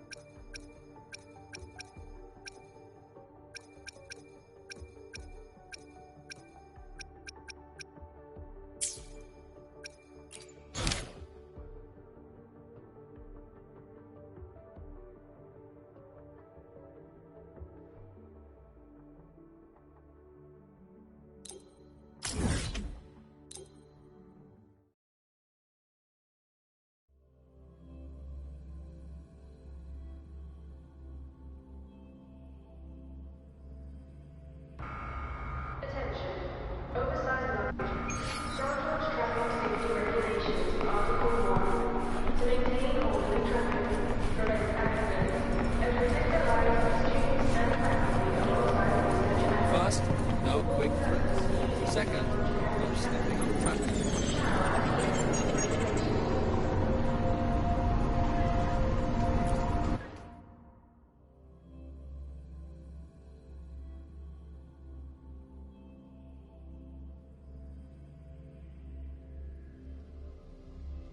Hyokuro must be just ahead. This was Honami's last rite of purging. All is settled.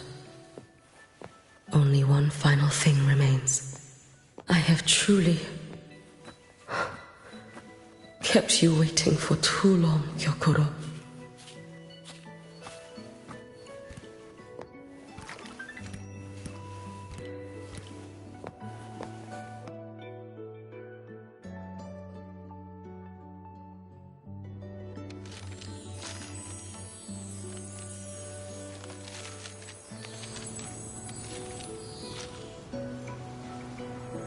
Finally came to see me.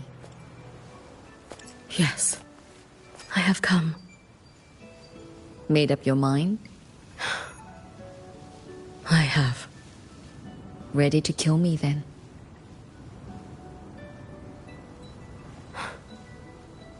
Yes. Oh, has my little Hiyuki grown so confident that she can best me without even drawing her blade? Now, don't forget who taught the Miko of Eternal Flaming Sakura. Can't show a little respect to your elder? You call what you did to me teaching, Kyokuro?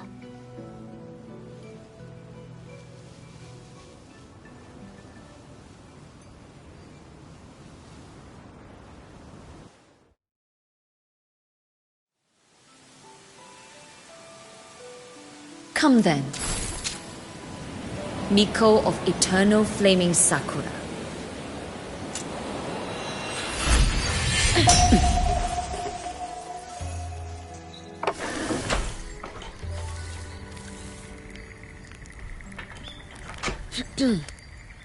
Calm yourself. A restless heart makes for unsteady hands. But I do not wish to learn this.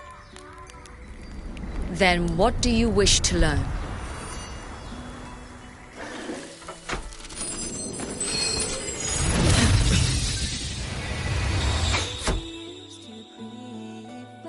This girl will become a great archer. No, look at her hands. They're a swordsman's hands. Not in this life. Her hands aren't ones to hold a blade. Isn't that right? Well now, you have refined your technique.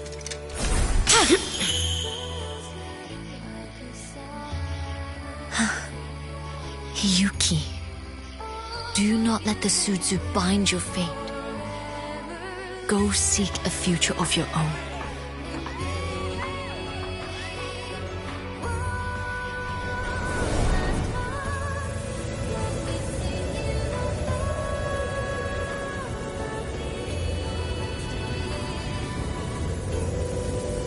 Focus, Hiyuki. Survive this strike. And reach your tomorrow.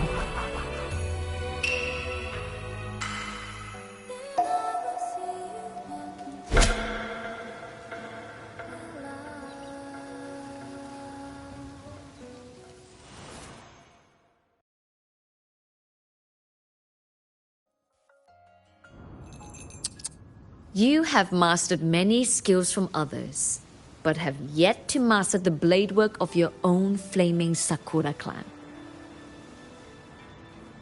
The last Miko withheld too much. She refused to teach me a single technique. Do you resent her?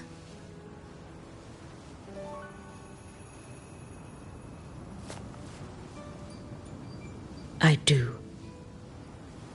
Even now? Every moment.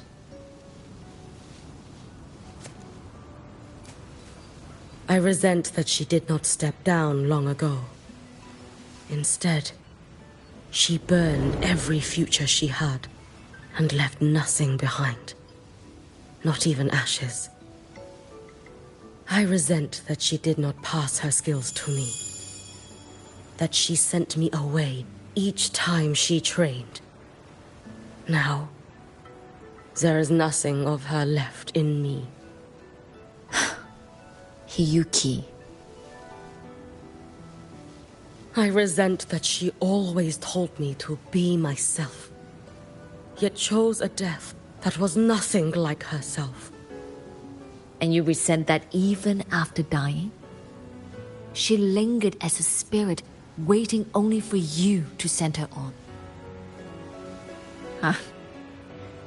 I was being cruel, wasn't I? It's just, I couldn't let my fear go. No one understood the scale of your gift, Hiyuki. Your potential to tame even a Threnodian. If you drew such a future, would everything not become much easier? Gyokuro, Shh. As long as it comes from your own heart and will, any future you choose is acceptable.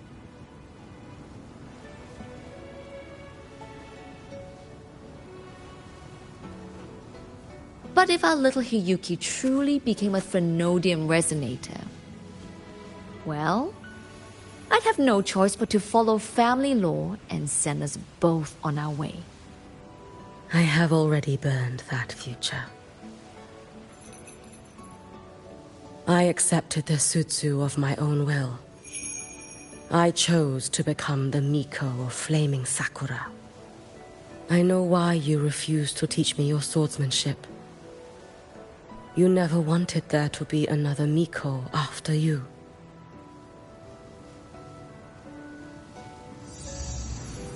I will fulfill that wish, sister. After Hiyuki, there will be no more Mikos of Flaming Sakura. The Miko of Eternal Flaming Sakura. That is a heavy title to bear. It is. The future ahead is long. Very, very long. I know. Through the Sutsu, we draw strength from countless possible futures.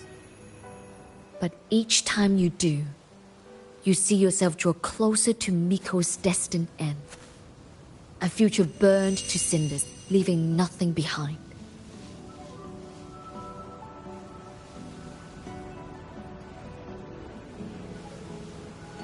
Yes. And before that destined end arrives, I will find a way to drive back the Threnodian. So that Gyokuro may simply be Gyokuro. So that Hiyuki may simply be Hiyuki. So that Ashinohara will no longer need a Miko of Flaming Sakura. You have grown up, a little Hiyuki.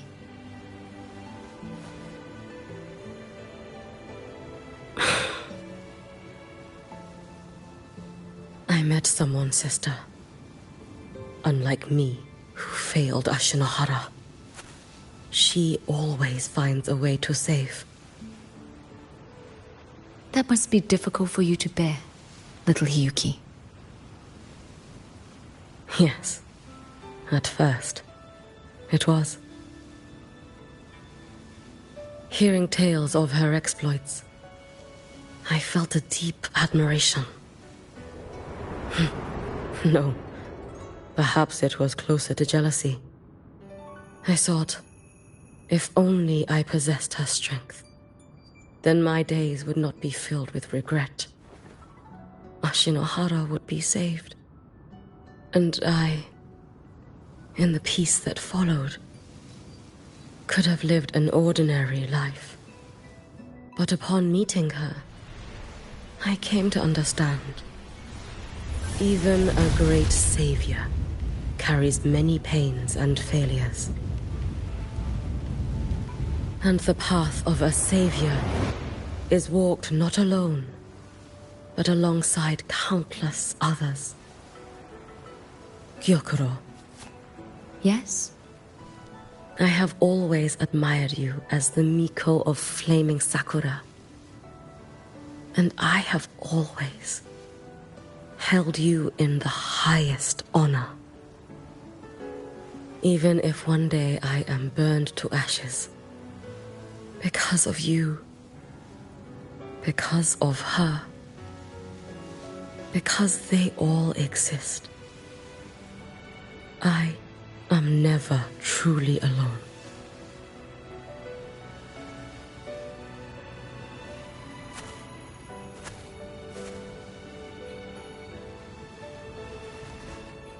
take great pride in you too.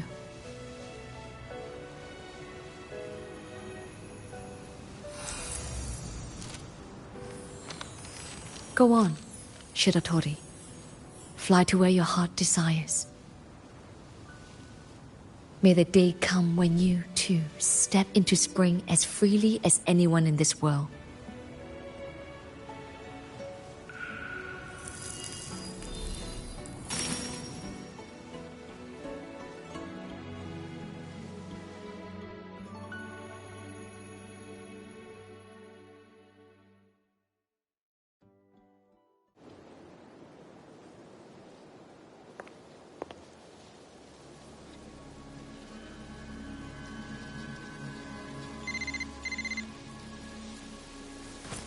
Greetings, Miko of Flaming Sakura.